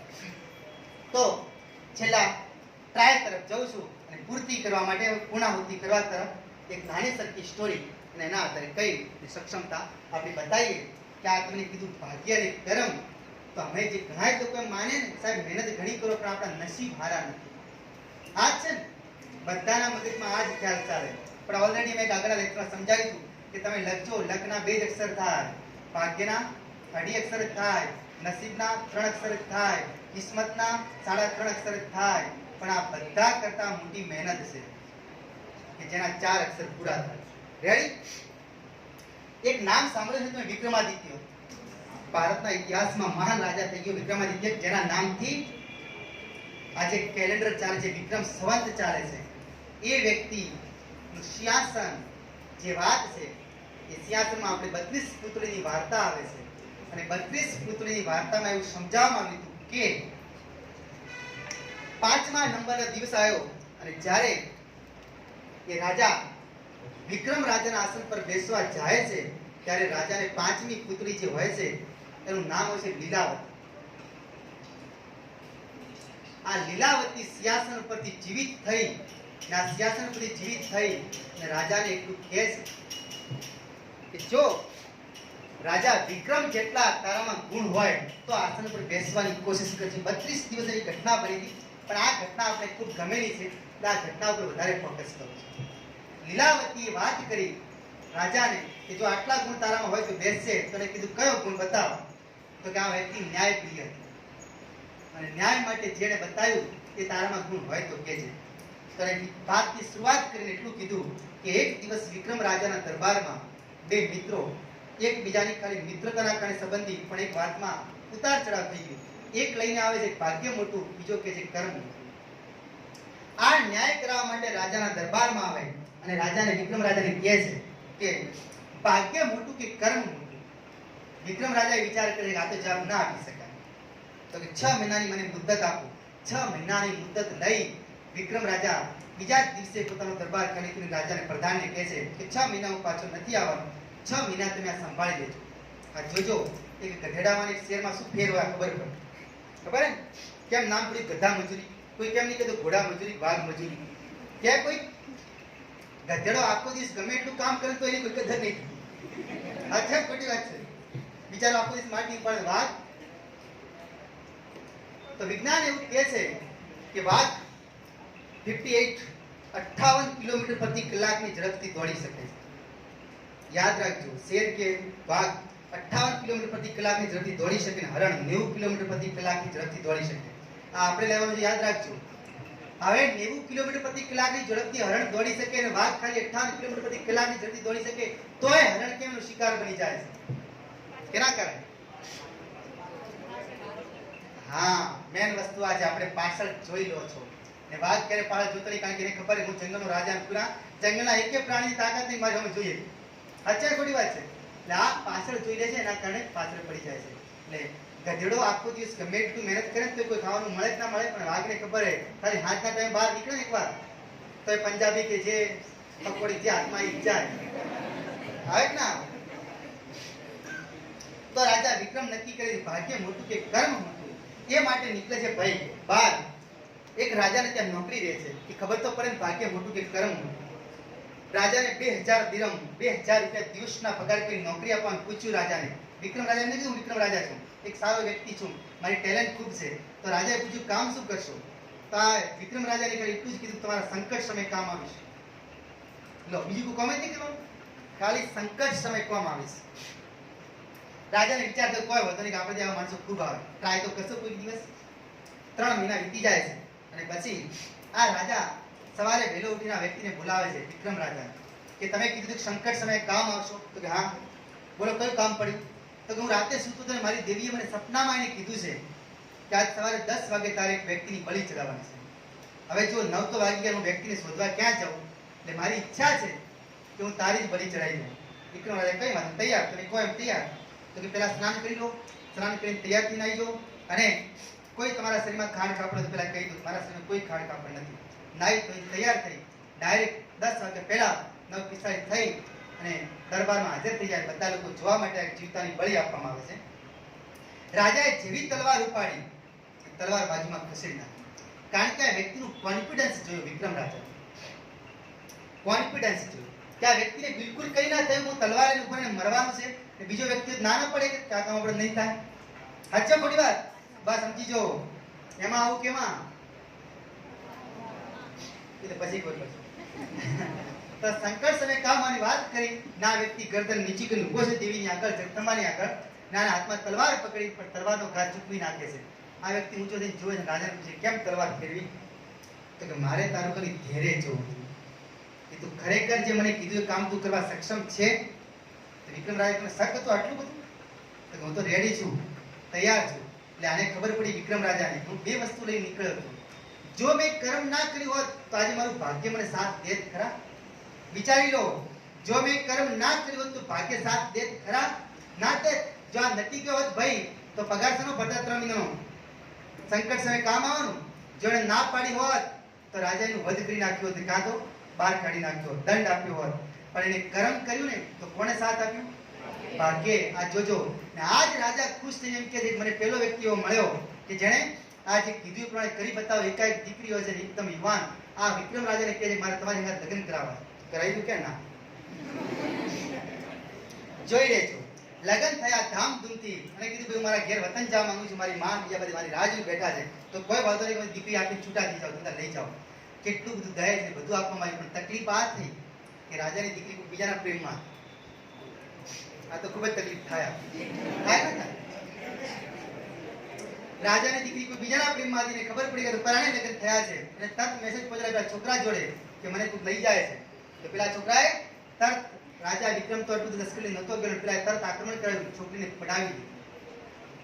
પછી વિક્રમ રાજાને ખબર પડી કે જો મેં કર્મ કર્યું હોત તો મને ભાગ્ય કદાચ સાથ આપત, પણ કે બધું હથિયાર જ નહીં ઉપાડ્યું તો પેલો લઈને જવાનો જ હતો ને. સાચા બોલે. પણ વિક્રમ રાજા કોઈ જપા છૂટી આપણે એમાં કેમ પડવું છે? આપણે તો 2 શબ્દો લઈને નીકળ્યા હતા બહાર. પડી ના ખબર? અને તરત 6 મહિના પછી જે કીધું હતું એ વ્યક્તિઓ આવ્યા અને વિક્રમ રાજાને પૂછે છે, બોલો ભાગ્ય મોટું કર્મ મોટું? બોલો હવે તો મોટું કોણ છે? કર્મ. જો તમે કર્મ જ નહીં કરો તો ભાગ્ય સાથ આપવાના છે? તો હવે મહેનત કરશો ને? પહેલા જ ટ્રાય પરીક્ષા પાસ તો કર્મ અને ભાગ્યનું સુમેળ થશે, માની લેજો. અને જો પહેલા ટ્રાય પાસ ન થાઓ તો માની લેજો ભાગ્ય સાથ આપતું નથી. જો ઘણા લોકો માને ગ્રહની વીંટીઓ પહેરવાથી આપણને થાય, અમુક લોકો કેટલી બધી વીંટીઓ પહેરે વિચાર થાય કે હાથ તો હું જ કીધે પાણી આપણે હાથની અવરોધતા વીંટીઓ વધારે હોય. તો આ બધું આપણી સાથે સંકળાયેલું છે. ટોટલ વસ્તુ આ જીવનની કહાની છે ને આ જ જીવનનું સત્ય છે.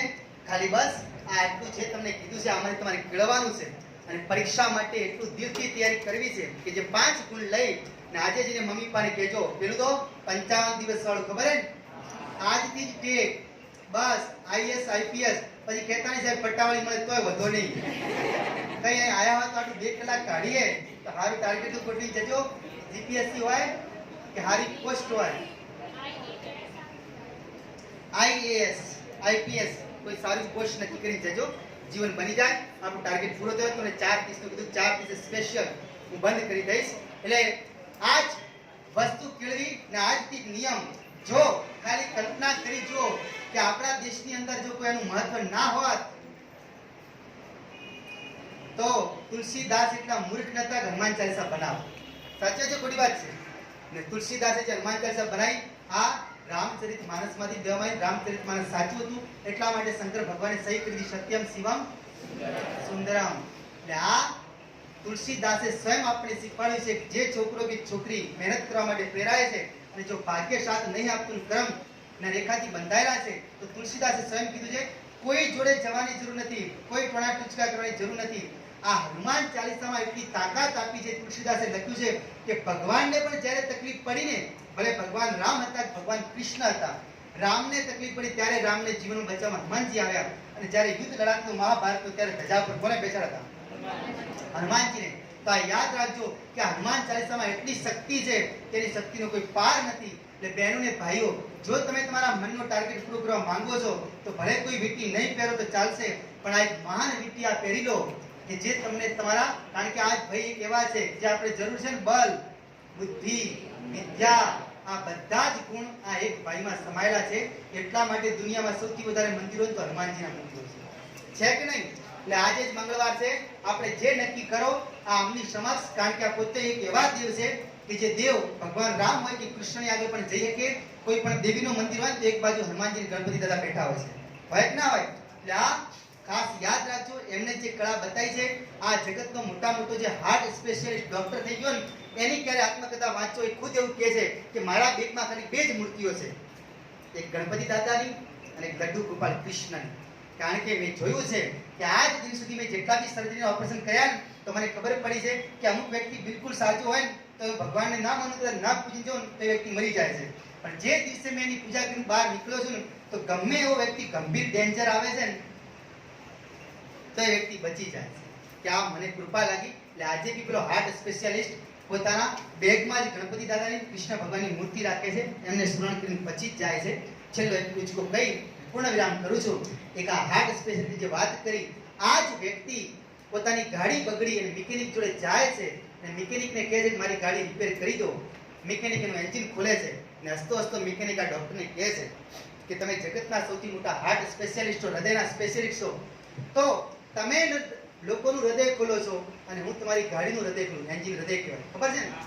તો હું તમારી ગાડીનું એન્જિન ખોલું છું પણ મારી ઇન્કમ, મારી આવક તો 2000 રૂપિયા જ છે. તમે તો એક ઓપરેશનના 2 લાખ રૂપિયા લઈ લો છો. તો આ બેમાં ફરક કેમ? તમે માણસ ને હું માણસ, પડી ખબર? નહીં પડી. એણે એમ કીધું મિકેનિકે કે તમે ડોક્ટર છો, હું તમને ઓળખું છું, તમે લોકોનું એન્જિન ખોલો છો, હું લોકોનું એન્જિન ખોલું છું, ગાડીનું એન્જિન ખોલું. આપણા બેમાં ફેર કેમ? અને મને 2000 રૂપિયા જ મળે છે, તમને એક ઓપરેશનના 2 લાખ મળે છે. અને ત્યારે ડોક્ટરના શબ્દો હતા કે મિકેનિકને કહે છે, મિકેનિક તો જે ગાડીનું એન્જિન ખોલે છે ને, ગાડી બંધ પડી હોય ત્યારે ખોલે છે, હું લોકોનું એન્જિન ચાલુ હોય ત્યારે ખોલું છું. પડી ખબર ના પડી? આ વસ્તુ વિચારી એના તો તો હવે જેટલા બી બેઠા હોય બંધમાં કેટલું ખોલી પણ ચાલુમાં કેટલું ખોલી શકો. બંધ એને કહેવાય કે જેણે આજ દિન સુધી કોઈ સપનું જોયું નથી, કોઈ ગોલ બનાવ્યો જ નથી, એના મમ્મી પપ્પાને કીધો જ નથી કે હું આ ગોલ પૂરો કરીશ ને માં તારા સપના પૂરા કરીશ. તારે જેટલા ઊંચા સપના જોવા જોઈ લેજે, મારું મન ડાયવર્ટ નહીં થાય ને આ પદ મેળવીને જ બતાવીશ, આ મારી જીદ છે. બરાબર ને? પણ સંઘર્ષ કરતા શીખશો, કારણ કે જિંદગીનું નામ જ સંઘર્ષ છે. આજ દિન સુધી કોઈ એમ કહેતો કે મારા જીવનમાં ક્યાંય સંઘર્ષ આવ્યું નહીં, તો તમે ખોટું જીવ્યા છો, પૃથ્વી પર બહાર છો. બરાબર? પરિસ્થિતિનો સામનો કરતા શીખવું પડશે. અને છેલ્લે એટલું તમને ખબર છે કે આપણા જે હૃદયના ધબકારા માપવામાં કાર્ડિયોગ્રામ કરાવે એમાં ક્યારે સીધી નહીં આવતી, એમાં આ ચાલતું હોય તો જ માણસ જીવે, ને સીધી થઈ જાય ને તો માણસ. એટલે જીવનનો રાહ એટલી સહેલી નથી, એટલી સસ્તી નથી. એટલે અહીં આવ્યા છો તો કંઈક જીવનમાં ઉતારી જજો ને કંઈક એવું લખાણ કોઈને ના કરો તો આપણી મનથી એક મક્કમતાથી ચિઠ્ઠી બનાવીને જીવનમાં રાખજો. એક બોલિવૂડનો મહાન સ્ટાર નીકળ્યો, નક્કી કર્યું હતું મારે 10 વર્ષની અંદર હોલિવૂડમાં ટોપ કરવું છે.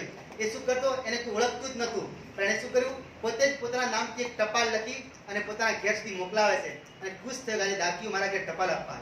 અને એ ટપાલમાં એટલું જ લખ્યું હતું કે 10 વર્ષની અંદર હોલિવૂડનો નંબર 1 સ્ટાર બનીશ. અને શું કરતો? ચિઠ્ઠી જાય ને પોતાના ગજામાં જ રાખતો, નાવા જાય ને તો બહાર મૂકે, પાછી પેન્ટ પહેરે ને તો મૂકી દેતો. જેવો કઈ બિચારા આંગળી ગજામાં જાય તરત એને યાદ આવે કે ટોપ બનવાનું છે, ટોપ બનવાનું છે. અને 10 વર્ષની 3 જ વર્ષમાં હોલિવૂડનો સુપરસ્ટાર બની ગયો. એટલે આપણે જે ગોલ બનાવ્યો છે ને એની એક ચિઠ્ઠી લખી આપણા ગજવામાં, આપણા પોકેટમાં, મોબાઈલના પાછળના ભાગમાં હોવી જોઈએ. જેવું એના પર આંગળી જાય, જેવું એને દેખો ને તરત આપણને યાદ આવવું જોઈએ મારે આ પદ મેળવવાનું છે. તો આપોઆપ તમને ઉર્જા મળશે, આપોઆપ તમને શક્તિ મળશે અને એ પદ મેળવી અને તમે જીવનમાં આગળ વધી શકશો. છેલ્લી પંક્તિ શાયરી બોલી પૂર્ણ વિરામ કરું છું. તમે અમને ખૂબ સાંભળ્યા છો, દિલથી તમારો આભાર છે. અમુક મારા દબાણથી બેઠા હતા, અમુક દિલથી બેઠા હતા, અમુક ઘરના દબાણથી બેઠા હતા. કારણ કે વોટ્સઅપમાં વાંચ્યું છે સાહેબે લખી દીધું 2 કલાકનો પ્રોગ્રામ છે, ઘણાને ફંક્શન એ કહેતા ફંક્શન છે. તો સારું છે, ઉત્સાહ ઉત્સવ તો ગણે છે. સારું રેડી? આ પંક્તિઓ ઘણીવાર બોલું છું. આ પંક્તિ રજત શર્મા ઇન્ડિયા ટીવીનો જે માલિક છે અને નરેન્દ્ર મોદી માટે બોલ્યું હતું. નરેન્દ્ર મોદી જ્યારે બીજી વખત વડાપ્રધાન બની અને ઇન્ડિયા ટીવીના ઇન્ટરવ્યુમાં ગયા ત્યારે રજત શર્માએ કીધું હતું નરેન્દ્ર મોદી. બરાબર? હનુમાન ચાલીસા અપનાવજો. જે વિદ્યાર્થી નવા બેઠા હનુમાન ચાલીસા ના હોય તો અમારી જોડેથી લઈ જજો. અમે આજ દિન સુધી હજારો હનુમાન ચાલીસા આપી છે. કોઈ ચાર્જ નથી લેતા, છોકરોને ખાલી વાંચતા કરો છો. બહેનોને ખાલી એટલી વિનંતી કરું, 4 દિવસ તમે ધર્મમાં ના હો તો હનુમાન ચાલીસા ના વાંચવું, બાકી તમે તમારી જોડે રાખી વાંચી શકો છો. રાજસ્થાનની પંક્તિ, છેલ્લી પંક્તિથી આપણે પૂર્ણ વિરામ. जिंदगी जीना आसान नहीं होता, जिंदगी जीना आसान नहीं होता, बिना संघर्ष कोई महान नहीं होता. फरी बोलूं છું, जिंदगी जीना आसान नहीं होता, बिना संघर्ष कोई महान नहीं होता. जब तक चोट न लगे पत्थर को हथौड़े की, जब तक चोट न लगे पत्थर को हथौड़े की, तब तक पत्थर भी भगवान नहीं.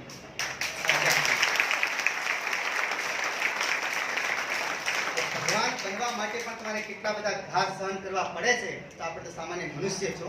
ભગવાને એ તો બતાવ્યું કે આપણે જીવનમાં કેટલાય બધા સંઘર્ષનો સામનો કરવાનો છે. ભગવાનની કૃપા છે, ભગવાનનો સિદ્ધાંત છે, કોઈ પણ વ્યક્તિને પોતાની ક્ષમતાથી વધારે ક્યારેય દુઃખ આપતા નથી. રેડી? ચામુંડા એકેડમીમાં જે બી વિદ્યાર્થીઓ આવ્યા છે એમને અમારા વતી ખૂબ દિલથી આવકારો છો. પીકે સર અને અમે 2 ક્લાસ ચલાવો છો.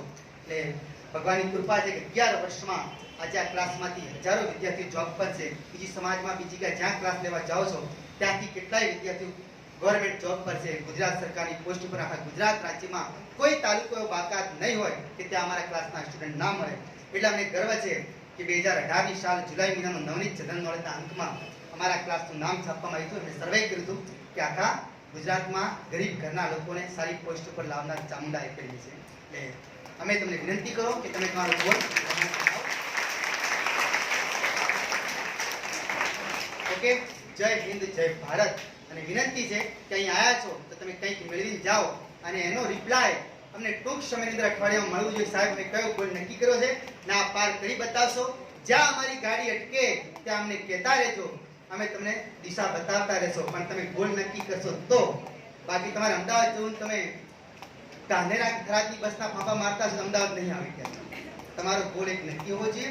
ફરી ક્લાસ વતી ખૂબ ખૂબ તમારો આભાર. હવે જ્યારે નેક્સ્ટ મળવાનું થાય ત્યારે તમે જાણ કરશો. એટલે જય હિન્દ, જય ભારત.